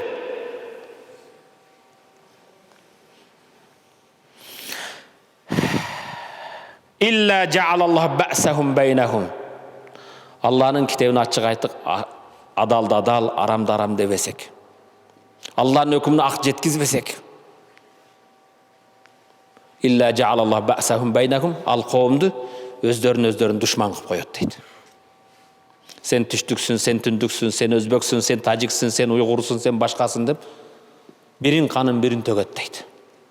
Сен саяқсың, сен солтосың, сен сарусың, сен башқасың, сен қыпшақсың, бөліне береді дейді. Bir-birine düşman бола береді дейді. Өздерін düşman қылып қояды дейді. Урматты мұсылман бір туған. Мен қырғыз болып жаралуды мен таңдаған жоқ. Мені Аллах қырғыз қылып жаратты. Мен түштіктік болуды Аллах мен таңдаған жоқпын. Пайғамбарымызды Аллах Таала мақтаған кезде сен меккеліксің, сен құрайшың деп мақтаған емес. Сен арабсың деп мақтаған емес. Аллах Таала пайғамбарымызды мақтағанда «Ва иннака ла ала хулуқун азим». Ей Мұхаммад, сен ең жоғары адеп ақылақ иесісің деген. Не деп тұр? Анда мен ұруыменен мақтан албайым, ұлытымменен мақтан албайым. Аны сен таңдаған жоқсың. Сен мақтансаң, адеп ақылағың менен, иманың менен мұны сен атқарасың. Адеп ақылағыңды оңдосаң болады, урматты мұсылман бір тоған. Динimiz bir açı uçunduk. Тура түшүнүңүздөр. Тура эмес түшүнүп жүрбөгүлө. Батыштын bir чоң университети изилдөө жүргүзүптүр. 10 жылдап. Сурамжылоо, иликтөө жүргүзгөндөн кийин исламдын талаптары, исламдын чакырыктары менен жашаган мамлекеттер кайсылар деп. Биринчи орунда ким, экинчи орунда ким, үчүнчү орунда ким деп. Кимди ойлойсуздар? İslam'dın çakırığı menen, İslam'dın prinsipleri menen, İslam'dın negizleri menen yaşagan birinci orundağı mamleket. Neresi? Araplar mı? İran yok. Birinci orunda İrlanda eken. Qarang, birinci orunda İrlanda eken. İkinci orunda Lüksemburg eken. Üçüncü orunda birinci orunda Nova Zelanda eken. İkinci orunda Lüksemburg, üçüncü orunda İrlanda, dördüncü orunda Japonya eken. Müslümanlardan en birinci orunda 37. orunda Malezya eken. 66'da Kuveyt var eken, 68'de daha başkası. Siz aytып atkan kebir mamleketler 113'te, 153'te şunday. Biroq hurmatly musulman bir tuğan tuğra düşün. Ne Saudiya emas Saudiya. Namaz, menin okugan namazım, sizin okugan namaz, siz menin Allah'ın arasındaki ibadat. Siz namazı kim için okuyusun? Özün için, Kuday'ın arasında. Men namazım özüm için, men namazımı hiç kimge biröge berip koyboyum. İslam dinimiz al payg'ambar innama bu'istu li utammima makarimul axloq. Men keremetli münözlerde adep ahlakta oңдоо için keldim deydi. Biz musulmanlar, hurmatly musulman bir tuğan, biz adep ahlak, oşo 37. orundağı Malezya İslamga kelүүsүнө davatçılar var emес. Jönököy soodagerlerдин adep ahlakın tarazda tak iştegenini karap turup, Malezya eli alardın süйлөгөн sözünden murda adep ahlakın körüp turup musulman bolgon. Biz Abu Hanifa mazhabıdabız dep köküröbüzü urabız. Abu Hanifa rahmatullahi aleyh en jipar jittu bolgon, en taza kiyingen insan bolgon, en krasavчик bolgon. Abu Hanifa oturup ketse, asırda okup ketse Şam'da kelgen adam, o Abu Hanifa şeette oturgan eken de bilçü eken. Abu Hanifa ötkön köçede jipar jittanıp turçu eken. Hurmatly musulman bir tuğan, at-tuhuru şatrul iman deybiz. Tazalık imandın bir bölügü deybiz. Tuurabı? İslamdın çakırıgı o çakırıgı emes mi? Bizdin şaharlar tazabı. Bermet bolgon kölübüzün aylana çörösü tazabı. Köçelerimiz tazabı. Ana emne üçün alardı birinci orun deptir. İslam dinimizdin Kur'an'daki birinci düşken ayat kaysı? Ha? İkra oku deydi. Tuurabı? İkra bismi rabbikellezi halak. Jaratkan Allah'ın atı menen oku. Sahih Bukhari kitabında 106 hadis, 106 hadis, sahih hadis. İlimge çakırat. Kur'an-ı Kerim'de 375 ayet ilim jana ilimdin darajasını kötüröt. Hal yastavillezine ya'lamuna vellezine la ya'lamun. Bilgenler menen bilbegenler teң mi deydi Allah. Bilimdүүлөрдү Allah közü körgön deydi. İlimsizlerdi Allah közü kör deydi. Biroq hurmatly musulman bir tuğan, oşo izildese kebir mamleket bar eken жылына окулган kiteplerdi adam başına sanasa 14 kitepke 16 kitepke жетет экен. Kebir mamlekette okулган kiteplerdi adam başına bölgön кезде 16 kitepke kelet экен. Musulman mamleketleri bölse жылына 6 bet kitep okulat экен. Kança? 3 parak деген söz. Özünüzge suroo berin. Akırkı jolu Kur'an'ды kaçan okup büttünüz? Biz okubayt ekenbiz. Dinimiz ilimge çakırsa, bilimge çakırsa, okuga Kur'an'dın birinci buyruğunu atkarbasak. Emi karang hurmatly. Emne üçün Japonya 4. orunda? Ekonomikası önükкен. Tuurabı? Dünyada kanchanchi orunda turadi ekonomikası boyunca? Биринчи ушу бешикте турат да. Бирок ошого карабастан Япониянын министринин үйүндө да, миллионердин үйүндө да, бизнесмендин үйүндө да кызматкер жок экен. Ким жок экен? Слуга кызматкер жок экен. Көчөсүн шыпырган, машинесин жууган оокат. Биз арабтар эмне үчүн артта калды десек, арабтар дедиңиз. Мисалы мына бардыңар, Кувейтке барсаңыз, Саудияга барсаңыз, байдын үйүндө жок дегенде 6 та кызматкер бар. Бирөө машинесин жуат, бирөө дарактарын карайт, бирөөсү дагы балдарын машинеге алып мектепке алып барып келет. Ар бир үйүндө кызматкер бар. Аялдар өзү оокат кылабы? Конокко чакырса, ресторандан бир нерсе алып келет, ашканадан бир нерсе алып келет. Анан кантип алат биринчи болот? Эми караң, урматтуу мусулман бир тууган. Жегиле, ичигиле, исраф кылбагыла дейт. Эң көп исраф болгон, кечиресиздер, туура биздин кыблабыз, Мана ажыга баргандар көрдүңөр го. Бутуң аса менин апам 86 жашта. Аллах өмүр берсин, жүрөгүндө бекене иман болсун. Мен апам мектептин астанасын аттаган эмес, босогосун. Гүлү деп 4 тамгадан турган атыны жаза албайт. Бирок мени кичинеге тарбия кылган кезде балам, кыяматта барсаң жерден 7 күрүш терип жегедиңби деп Кудай сурайт экен. Күрүштү түшүрбөгүлө десе, күрүштү терип жейт элек. Балам, ушакты тепсебе көзүң көр болот деп, ушак тепсебейт элек. Балам, самар чоңонеңне үйүнө көөсү балдары жок. Суун алып келип бер, коросун тазалап бер дейт. Бир күн 10 тыйын берсе, сайызын алганда 10 копейка бар. Апа, самар чоңоно 10 тыйын бер десем, балам, тыйынды алып бар бер. Дуасын албайсыңбы? Американын университетте окуган жок, Европаны бүткөн жок.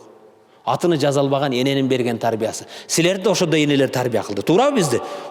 Бөгүн башка кылбаган, аксакалдын астын кыя басып өтпөгөн, аксакалдан мурда колуңду узатпаган, чурка барып көрүшкүн. Бул тарбия эле да, туурабы? Мана ажыга барсак, башка барсак көрүң. Күрүчү да жатат, наны да жатат, исраф башкалар. Таштандыга таштаган. Жандай эмеспи? Анан кантип айтабыз, биз биринчи орунга кетебиз деп. Андан кийин Япониянын дагы 4-чү орунда болуу себеби, Японияда 1-чи класстан 6-чы класска чейин адеп ахлак деген сабак бар экен. Не деген сабак бар экен? Адеп ахлакты мана азыр көптөр айтат. Кече мага бир Ширин деген карындашыбыз ушу Японияда окуйт, көзү ажыз да. Бай иглотерапия бирдеме үйрөнүп атам дейт. Бир жыл мен таанышканым мага Куран дедиле, мен Куран алып барып бердим баягы. Калем менен окуган. Өткөндө мен жакындан бери Япониядан чалып атат, байке дейт. Мен ичимди тынчымды алган бир нерсе бар дейт. Япон калкы ушундай адеп ахлактуу дейт. Ушундай адамгерчиликтүү дейт. Бизге берген жардамдары, башкалары дейт. Бир намаз окуган адам болсо университетте ошого да шартын түзүп берип, даратылган жерлерин түзүп берип. Бирок ушундай калк дозокко кирип калабы дейт. Айтып бейиштин ачкычы ла илаха иллаллах Мухаммад Расулуллах. Караң, ошол Япон калкыдагы адеп ахлак дейт, ошо 6-чы класскача окутат экенде, экзаменде эч кимди жыгытпайт экен булар. Жөн эле сабак бербестен ошо адеп ахлакты турмушта баягы балар баягы эме кылып өтөт экен, практикасы үйрөтөт экен. Урматтуу мусулман, мен айтайын деген маселе, биз ошо ата бабабыз үйрөткөн адеп ахлактан да алыстап кеттик бүгүн. Карап эле батыштын башканын аркасында маңкурт болуп чуркап, аякты алардын артында эмне бар? Алар биз дейт демократиянын туу чокусуна чыктык деп эркек үйлөнүп атат. Айван кылбаган, айгыр дагы айгыр, өзүнүн үйүрүнө башка эмени жолотобу? Бизде даюс болуп кетти, пайгамбар ла ядхулул жанната даюс, бейишке даюс кирбейт дейт. Даюс ким десе, кызына кызганбаган, эжесине кызганбаган, өмүр жолдошуна кызганбаган, аялы ким менен өбүшүп атат, ким менен жетелешип атат, кимдин машинесине түшүп кетет, иши жок да, десе классташы дейт. Ал махрам бекен ал. Эсибизге келишибиз керек да, туура, бир айгырча эмебиз калбадыбы? Урматтуу мусулман бир тууган, мына мен айтайын деген маселе илимде болбосок, башкада болбосок, чындыгында баягы эмелер тазалык боюнча. Тазалык жөнүндө сүйлөйбүз. Тазалык болбосо намаз кабыл болобу? Тазалык болбосо денеңиздин тазалыгы, кийимдин тазалыгы, жайдын тазалыгы, ички дүйнөнүн тазалыгы, анан намаз кабыл болот да. Анда бизди динибиз тазалыкка чакыра турган болсо, тазалыкты сакташыбыз керек. Урматтуу мусулман бир тууганым, пайгамбарыбыз саллаллаху алейхи вассалам айткан 5 нерсе, кээде айтам ушу биз жөнүндө айткан бекен. Пайғамбар 14 жыл мұрда біздің ахвалыбызды көріп тұрып біз жөнінде айтты екен дейсіз. Ақырғы хадис. Айтып берейін бе? Аби Умама әл-Бахили деген сахабадан. Кім деген сахаба? Аби Умама әл-Бахили. Ани Наби саллаллаху алейхи қал. Бұл хадис жоқ дегенде урматты мұсылман бір туған есіңізде қалсын, құлақ сырға болып. 3 минут құлағыңарды, жүрегіңерді аманат беріп тұрғыла. 3 минут құлағыңарды, жүрегіңерді маға аманат беріп тұрғыла, көңіл бұрып. Аби Умама Бахили деген сахаба айтады, пайғамбар саллаллаху алейхи вассалам бір күн келіп мындай деді. Елестетің. Маға айтып жатады деп қабыл алың шыны.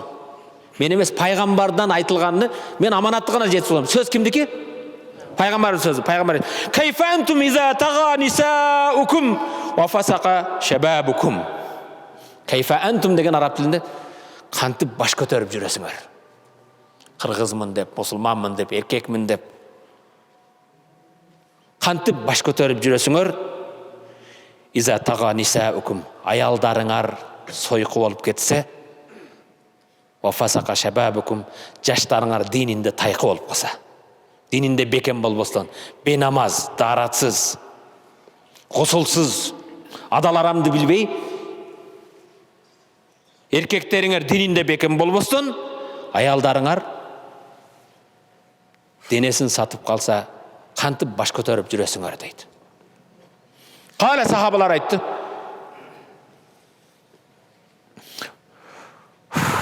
Ва инна залика лакайн я Расулаллах. Алланың елшісі. Мұсылмандың қыздардан сойқылар, еркектері бенамаз, намазсыз, динінде бекем болмағандар болауы деді. Алар ақылына сіңдіре алған жоқ та. Неужели шундай болса дегендей. Қанды өлі шундай болсын? Я Расулаллах, шундай күн болауы деді. Мұсылманның қыздарынан бұзықтар, еркектері динінде бекем болмаған күн болауы деді. Қала наам, уаллази нафси бияди ва ашадду минху сайякун. Ова, Аллаға қасам ичем, мұндан да жаман күн болады деді. Қыздары бұзықу, еркектері динінде бекем болмағанның жаман емне екен? Қалу, ва ма ашадду минху я Расулаллах, Аллах нелсі. Андан жаман күн қайсы деді? Қала, кайфа антум иза лам та'муру бил ма'руф ва лам танхау анил мункар. Қантып баш көтеріп жүресіңдер, егер тура жолға шақырбасаңар, тура еместен тоспасаңар дейді. Қараңыздар, қыздардың сойқы болуысы, еркектердің динінде бекем болмағандан да жаманрағы не екен? Қайдыгер болу. Тураға шақырбастан, тура еместен тыйбай. Мұсылман шундай болу екен, мұсылман қайдыгер болбайды екен да. Ава кайну залика я Расулаллах. Ушундай күн болу, мұсылман қайдыгер болу деді да сахабалар. Ушундай да күн болу. Мұсылман тура еместі көрбей, тоқта деп, тура жолға шақырбай тұрған күн болу деді. Қала наам, уаллази нафси бияди ва ашадду минху сайякун. Аллаға қасам ичем, андан да жаман күн болады деді. Ва ма ашадду минху я Расулаллах, андан жаманы қайсы? Қала кайфа антум иза раайтумул ма'руфа мункаран ва раайтумул мункара ма'руфан. Қантып баш көтересіңдер, сілер мұсылмандарда ушундай болып қалады деді. Тура нәрсені көріп, тура емес көріп қаласыңдар. Мына жаш эле намаз барып қалып тұр. Жаш эле жолық салынып қалып тұр. Тура ішті, тура емес көріп қаладыдар. Тура еместі, тура көріп қалады. Бізде азыр киндигин көрсөткөн маданият да, культурный. Ал узун кийсе ал тура емес болып қалады. Ушундай күн болады деді. Ва кайну залика я Расулаллах. Шундай күн болуы деді. Тураны тура емес, тура көре тұрған. Қала наам ва ашадду минху сайякун. Ова, мұндан да жаман күн болады деді. Мұндан жаманы тура жолдан адамдарды тыйып, сен жашсын мечітке барба. Сен ал жашсын жолық салбай эле қой. Турадан тыйып, тура емеске чақырып қалады. Жолығын шеш. Кішіні алып қой. Ушундай күн болуы деді. Пайғамбар мұндан да жаман күн болады деді. Андан жаман би халафт. Ошондай күн келгенде ла утиханна лахум фитнатан ясирул халиму фихим ал-хайран. Ясиру фихим хайран. Қараң. Тура емеске чақырып, турадан тыйып қалған кезде Аллах айтады, ант ичем дейді. Қасам ичем. Анда данышмандар, ақылмандары, ақсақалдары эмне қыларын билбей, біздің баткендіктер бір арабчаға жағанда айран қалышады. көлдө эмне дейт? Таң эмне кыларын билбей калат да. Жолун таппай калат. Канткенде ушу келинимди намаз окутам, канткенде ушул кызымды, канткенде могу баламды арактан токтотом. Жолун таппай калат dedi. Мунун бардыгы келген себеп эмне экен? Башыдан амр маруфубуз жок, туура жолго чакыруу жок. Бирок урматтуу мусулман бир тууган, өзүңдө жок нерсени бере албайсың. Чөнтөгүңдө эчтеме болбосо, эмнени бересиң? Монда микрофон бар, муну берем. Жок нерсени бере албайсың да. Атада иман болбосо, атада тарбия болбосо, Куран болбосо, сүннөт болбосо, Алладан коркуу болбосо, эмнени беребиз балдарыбызга? Биз өзүбүз үлгү болушубуз керек да. Өзүбүз тамекини тартып алып, атын өчкөр аракты ичип алып, баланы арак ичпеген, тамеки тартпагын. Бул нерседен Кудай сактасын. Эң жаман нерсе кайдыгерлик экен, урматтуу мусулман. Кайдыгер болбойлу. Дин баарыбыздын мойнубуздагы аманат. Динибизде бекем бололу. Иман менен, ислам менен жашайлы. Сен ким болбогун бүгүн урматтуу мусулман бир тууган, кээ бир саясатчыларды көрсөң, кээ бир сөз таппаганды эле көрсөң, ой, мечиттер көбөйүп кетти мектептен көрө дейт. Мектепти, мечитти сен салып атасыңбы? Мектеп сал, сен эч ким тыйган жок. Чойбек ажы, Алмаз ажы чуркап, спонсор таап мана кооз мечит салып коюпту. Сен да чуркай, кооз мечит сал, спорт зал сал, эч ким тыйбайт. Биз иманга, исламга чакырган кезде Алладан коркууга чакырабыз, пайгамбардын жолунда жашоого чакырабыз.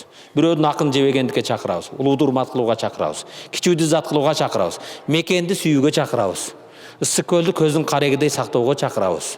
Бирөөдүн акыны жебегендикке чакырабыз. Исламдан чочулабаш керек. Бирок тарбия деген нерсе 4 мекеме эри шаркак болмоюнча тарбия болбойт.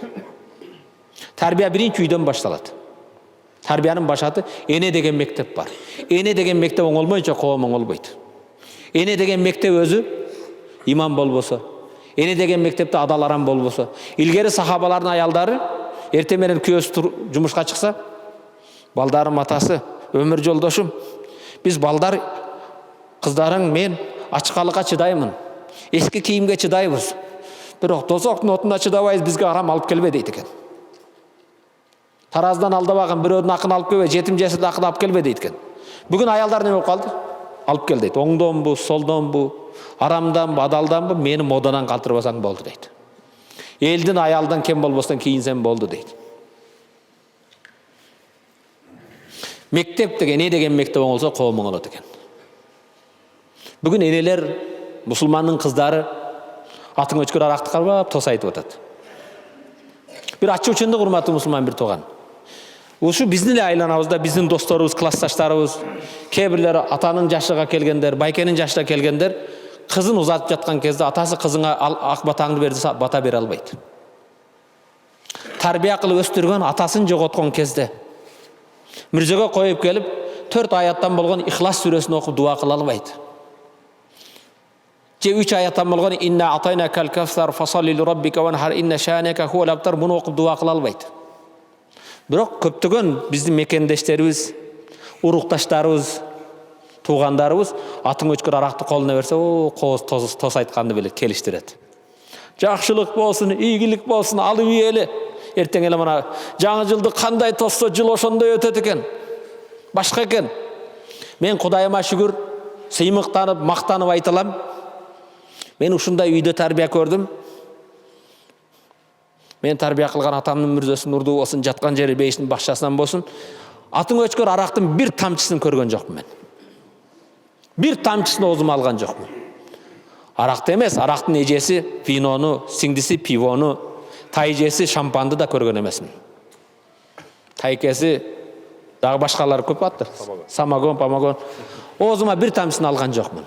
Аллахым ушу өзүңдүн үйүңдө ыйык, имандуу бенделериңди шафаатчы суранарым, менден таркаган 7 урпагымда бул атын өчкөр арактын эже сиңдилерин даамын көрбөстөн өтүп кетсин. Ошонун катарында кыргыз элини өзүңө кул кылгын, аракка кул кылбагын. Аракка чалыгып, арактан чыга албай жүргөн бенделерге туура багыт хидаят бергин. Бирок урматтуу мусулман бир тууган, арактын даамын көрбөсөм да көчөдө, кээде телевизордон башкадан көрүп калам. Пайғамбарымыз саллаллаху алейхи вассалам бұл хадисіге таң қаламда пайғамбарымыз дейді: "Ла яшрабул хамра хина яшрабуха ва хуа муъмин." Арақты ішкен кезде арақ ішкен адам иманды болбойды дейді. Иманы бұлыт сияқты шығып ажырап тұрады екен. Ошоның күнөөсүнө чыдабастан қалқылдап. Бұл хадис Аллах, алифты алып қойсаң лиллах, дағы бір ламды айтсаң лаху, дағы бір лынас ху Аллаху. Алланың ху деген ісімін жүрегінен ху деп шығарады дағын, көзді жуып жұту еді. Ошоға қарап тұрып айтам, бұл зар бір тілді açtырған, бір ачу, бір жаман нәрсе оқшайды деймін да. Себеп адам шашлық жесең, беш бармақ жесең, жылқының чучуғын жесең шашпай, өзіңді дамдап жұтасың да, тура? Бірақ арақ ішкендерді көрсең, жұту етті, анан қарап тұрып айтам. Бұл күйгізе тұрған өте ачу нәрсе оқшайды деймін, ачу болау бұл? Бұл өзі ачу нәрсе. Аушан тұтты. Ху деген Алланың ісімін жүрегінен шығараттаған жұту ешетті. Анан мен көп жерге барғанда айтып тамашалап, еме арақ ішкендерге иншалла сілер айтып барасыңар. Мен ұғап жатқан бір туғандарды андай жоқ. Енді ішкендерге айтасың да, емет. Ажеке тос үйретіп кетті деп, жаңа жылда тос айтам десе, мұнды айтсын. Негізі мұнан құтылсын. Арақты қармағанда жақшылық болсын, игілік болсын емес. Адалдан тапқан ақшамды арамға іштету үшін. Аллах сыйлап берген, айвандан айырмалап берген ақылымды жоғату үшін. Адамдық даражадан айвандық даражаға түшу үшін. Көшеде айван сияқты жатып қалып, шымдарымды бұлғап қою үшін. Балдарыма жаман үлгі болу үшін. Өмір жолдошым менен балдарыма үйде келіп чоң бір көйгөй жарату үшін. Еліме жеріме чоң бір жүк жамандық қылу үшін. Иманымдан ажыраш үшін деп көтерсе болады. Тура емес. Арақтан ешкім игілікке жеткен емес. 2002 жылы Америкаға барып, Азамат Алтай деген атабызға жолығып қалды, Алла рахматын алсын. Сөйлешіп отырып, қырғыз еліге бір саламыңыз болса айтып барайын, не дейсіз? Елім айтарым не дейтілем. Есіңнің барында етегің жиына елім, қырғыздың түйіне арақ жетеді. Урматты мұсылман бір туған, келіңіздер. Балдарымызға пайғамбарымыз саллаллаху алейхи вассалам шул хадисіге амал қылалы. Баллигу анни валау ая. Менден бір аят болса да жеткізгіле дейді пайғамбарымыз. Мен Қырғызстанның бір дариясын айттым, башқасын айттым. Андан да Аллах берген ең чоң бір ниматтардан біреусі Қырғызстанда бізде дин еркіндігі бар. Қырғызстандағы дин еркіндігі жалған болса мо екі қаздамыла, имамдамыла айтсын, ажеке чектен шығып баратасыз деп. Меккеге барып хутба қылған кезде, же Мадина Мунавварада хутба қылсаңыз, бірінші хутбаны жазасыз, тиешелі мекеме текшерет тағын, ажеке оқи берің, айты берің дейді. Мен ардың-арда тұрған, Алланың рахматына мұқтаж болған Абдушкүр, 16 жылдан бері телевидениеде, радиода, мечіттерде хутба қылып келе жатам. Мен сыймықтанып айталам, бұл қошаматшылық емес, мені өмір берген Аллах, жанымды берген Аллах, сөйлеткен Аллах, жанымды ала тұрған да Аллах, рызқымды берген да Аллах. Bir bendege qoşamatçılık емес. Бүгін маға бір СМБ-дан, 10-шы отделден, МВД-дан, же болсам президент аппаратыдан, же жоғарғы кеңештен кел, мұны неге айттың, мұны неге айтпадың, мұны айтқан дейлі кечкім. Мен қалаған сөзімді айтып атам. Кейбірлеріңіз қиын болады. Құдайыма шүкір сілерде жоқтыр. Мен түштікке барғанда кейбір балдарға емек айтып қалам. Қиынсың бі? Көкірегіңді қаққылайсың андай мұндай деп. Қошна мамлекетке өткендағын мен білем. Қырғызстанның барлық мечіттерінде жұма намаздан кейін бұрышта тұрып, 3 күндік жамаат бар, 40 күндік жамаат бар, 4 айлық бар деген шақыру бар. Еркек болсаң, қиын болсаң, қошна мамлекетке шығып тұрып, 3 күндік жамаат деген Қырғызстанға 3 жыл келбей қаласың. Ішкерде қалып кетесің. Бұл шындық бұл. Мана микрофон менен қиқырып уаз насихат қылып атабыз. Даватқа шақыру емес. Же арақтың кесепеті жөнінде емес. Да бір қошнаға шығып барып, қошна мамлекетке барғандағын Аллаху акбар, Аллаху акбар микрофон арқылы азан айтсаң, мектеп жашындасың бы? Bir ақсақал айтады. Қарыған 70-тен өтіп қалған 80-дегі ақсақал мектептегі баламмен келсем дейді, ешкінің алда отырған шақыр дейді. Ақсақал, жол болсын. Жұмаға? Жақсы, жұмаға келің, моочы. Еми неберем жетелеп келді. Небереңіздің жайы мектепте. Емкі жолы келсеңіз, небереңіз екеуіңіз башқа жерге барып қаласыз деді. Қырғызстандың түштікте бір қары жігіт менің досым болады. Құранды жаттаған, жүздеген балдарды Құран жаттатып шығарды. Өзбекстанға, Алтарыға, санаторияға бардым дейді. Ес алғаны барсам дейді. Тапшырдым, регистрация қылды, башқа қылды, бөлімені алдым, программаны қолыма берді дейді. Сізді о кіреберісте бір бөлмеге шақырып атады дейді. Анан кесем дейді. Екі жігіт есен бұның башқаны емесіген. Келең деді дейді. Келдік. Неге келдіңіз? İlacı alğanı, ilacı деген darılanğanı келдім дейді. Allah şifa versin. Hoş kepsiz. O uzun kiyinip alıp dur. Sufi jigit al. Dayım uzun emede жүрөт. Анан карап туруп айтты, баягы келген. Дарыланғаны келдиң го, жакшы болуп тур. Мынтип айтат дейді. Мана uzun кийимем деген жок дейді. Мана ибадат кийимиңди мечитте кийесиң, мечиттен сыртка кийип едет дейді. Биринчиси, мана ибадат кийимиңди мечиттен сыртка кийип едет дейді. Биринчиси. Экинчиси, сакалың өтө узун экен, бираз кыскартып кой деді дейді. Үчүнчүсү, эми şu биздин айтканды кылбасаңыз, Кыргызстанга кетпей каласыз дейді. Таң аткыча күттүм дейді. Таспа айтып, такбир айтып, эрте менен сумкаларымды алып, тапшырган акчамды эми албай келе бердим дейді. Мына урматтуу мусулман бир тууган. Кудайыма шүгүр, бизде Ак үйүздө да мечит, мурдагы парламент, азыркы өкмөт үйү парламент, ал жерде да мечит, Эсенбунун мекемесинде мечит, МВДда намазханалар. Кудайыма шүгүр. Бизге эмне? Дагы мындан артык эмне керек? Кудайга шүгүр кылышыбыз керекпи? Алхамдулилла деп, акырын иманга, исламга кызмат кылышыбыз керек. Ар бирибиз үй бүлөдөн башташыбыз керек. Бала чакабыздан башташыбыз керек. Илим билимге аракет кылышыбыз керек. Алма пыш оозума түштө отура бербеш керек. Көп шүгүр кылалы, урматтуу мусулман бир тууган. Кыргызстанда мындай дагы бир мактанып, сыймыктана турган нерсе да. Мана казыларга муфтияттан жазып, областта канча кары бар десе, точно карылардын санын жазып бере алат. Кары деген Куранды толук жаттаган балдарын. Неге жазбадың десе? Күннөн күнгө эле дагы бирөөсү жаттап атат, дагы бир кары чыгып атат. Эсебин так айтып бере албайт. Шүгүр кылыш керекпи? 89-жылы, 80-жылдары Абдымажит кары, Абдырахим кары, Абдурахман кары, да ким? Эсептелүү кары болот, баарыбыз билет эле да. Дүйшенбек ажы, Кимсанбай ажы, Темирбай ажы, Сайыпжан ажы, эсептелүү ажылар бар эле. Бүгүн Кудайыма шүгүр, алхамдулилла. Не жетишпейт? Бизге ынтымак, бизде айттым го, бизде экономикалык кризис жок, бизде адеп, ахлак, иман кризиси бар. Кудайым буйрса, иншалла, бул да оңолот.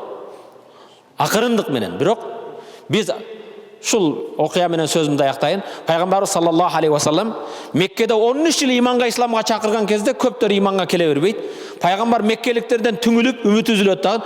Меккенин сыртына чыгып, балыкчынын кире беришидей. Меккеде Укказ деген оптовый дүң базар болчу эле. Ошо базарга келгендерди Меккеге кирелек кезинде ошо жакта иманга чакырып калайын деп Пайгамбарыбыз саллаллаху алейхи ва саллам барып адамдарды иманга чакырат эле. Себеп Меккеге келсе адамдар муну укпагын, андан алыс болгун деп айнытып коет эле. Пайгамбар 15 чакырым Меккеден сыртта күтүп отурса, бир күн карыган аял жүгүн көтөрүп келет. Кездемелерин башкаларын Укказ базарында сатайын деп. Пайгамбар үн чыкпас чурка барат дагы карыган эненин жүгүн колунан алып көтөрүп келет. Канча километр? Укказ базарына алып келип койгон кезде карыган эне карап туруп мындай дейт: "Балам" дейт. "Сен жүк ташып иштейт экенсиң." Пайгамбарды тачкисте ойлоду, жүк ташыганда ойлоду. "Мен азыр сага бир тыйын тыпыр берейин десем, алып келген буюм кездемелерим сата элекмин" дейт. "Сага энелик бир насаатымды айтайын, ошону сен бир белек катары кабыл алгын" дейт. Пайгамбар көзүнөн жаш агып: "Эне айткын. 6 жашта энеси өлгөн, энелердин насаатына муктаж. Апа айтыңчы насаатыңды кайын, аксакалдардын сөзүнө муктажмын айт дейт.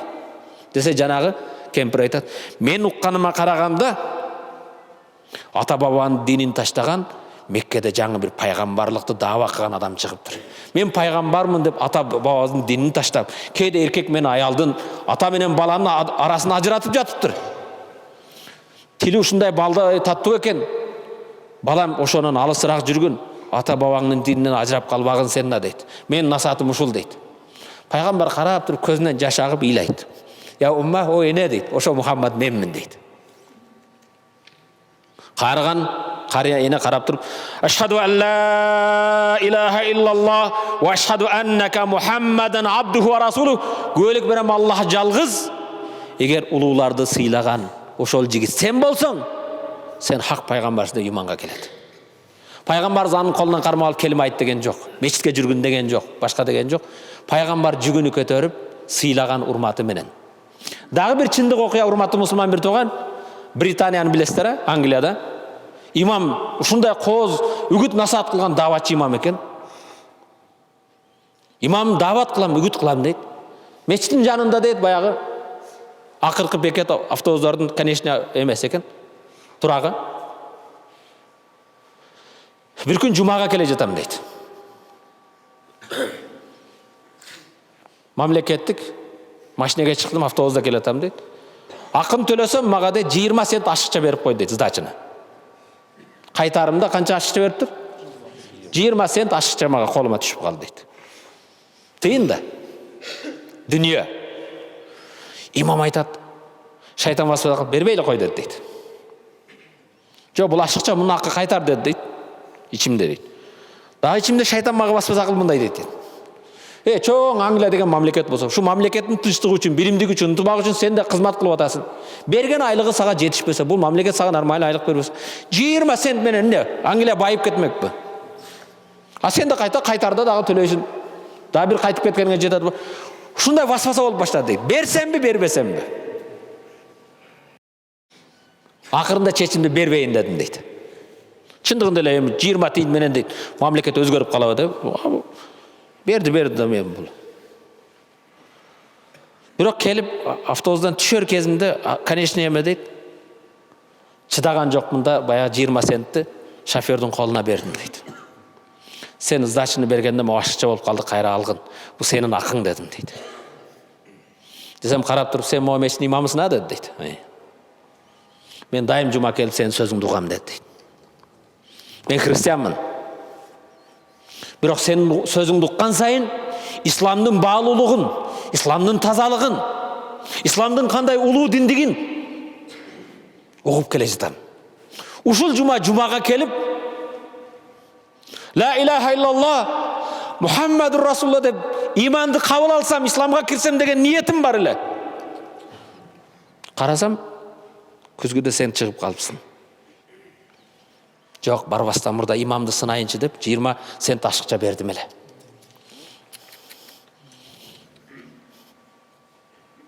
Имам ошол жерде үшүмдөн чыгып жыгылдым дейт. Жыгылган себеп эмне? Өзүм айтты. 20 центке динди сатмаксың. Шайтандын васвасасы менен 20 цент менен бирөөдүн дозоктон кутулуусу да себеп болбой калат элең. Диниңди, исламды 20 цент сата турган сен белең. Бир топко чейин өзүмө келип ыйладым дейт. Урматтуу мусулман бир тууган, менде болгон нерсе сенде болбосун деп имам муну өзү жазып жеткизип атат. Караң, урматтуу мусулман бир тууган. Негизги маселе биздин иманга, исламга эмне экен? Биздин адеп ахлакыбыз, жүрүш турушубуз. Жанагы мен айткан Малайзияга башка ошо мусулмандардын адеп ахлакы менен ислам жетти. Biz bugün inşallah İslam'da, imanda taza olsak, mamilemizde taza olsak, mekenge olgan, aylana çörege olgan kızmatımızda taza olsak, inşallah İslam'ın keleceği öte kenin. Ben ümit kılam. Keçele biz Çubak Hacı, Mufti, prezidentke kirsek, prezident de mınday deydi. Menin ümitim deydi, İslam Kırgızistan'dan önü göt deydi. Men ümitim Kırgızistan'dan İslam bir kötörülöt deydi. Çın. Кейде башка мамлекеттерден карасак, исрафкерчилик башкалык иншалла. Кудайым буйрса, иман ислам бизден өнүксүн, өссүн. Дуа кылалы. Амин. Насалука я Рабб. Жараткан Аллахым өзүңдөн жалбарып суранарым ушул ыйык мечитиңде үйүңө келдик тезебиктик алакан жайып жалбарып суранарым бир да күнөө калтырбасам бардык күнөөлөрүбүздү кечиргин. Кайгы капаларыбызды кубанычка айландыргын. Аллахым адашып жүргөн бенделерге туура хидаят бергин. Аллахым имандуулардын санын көбөйткүн кемейтпегин. Аллахым имандууларды сыйлуу кылгын коркулбагын. Аллахым өткөн күнөөлөрүбүздү кечиргин, келечек күнөөдөн сактагын. Аллахым иман менен жашап, ислам үчүн жашап, исламга үгүт насаат кылып жашооду баарыбызга насип эткин я Раббал аламин. Аллахым өлүм келбестен мурда баарыбызга тооба кылып насип эткин. Өлүм келген кезде ашхаду ан ла илаха иллаллах ва ашхаду анна Мухаммад расулуллах деп иман менен өтүп насип эткин.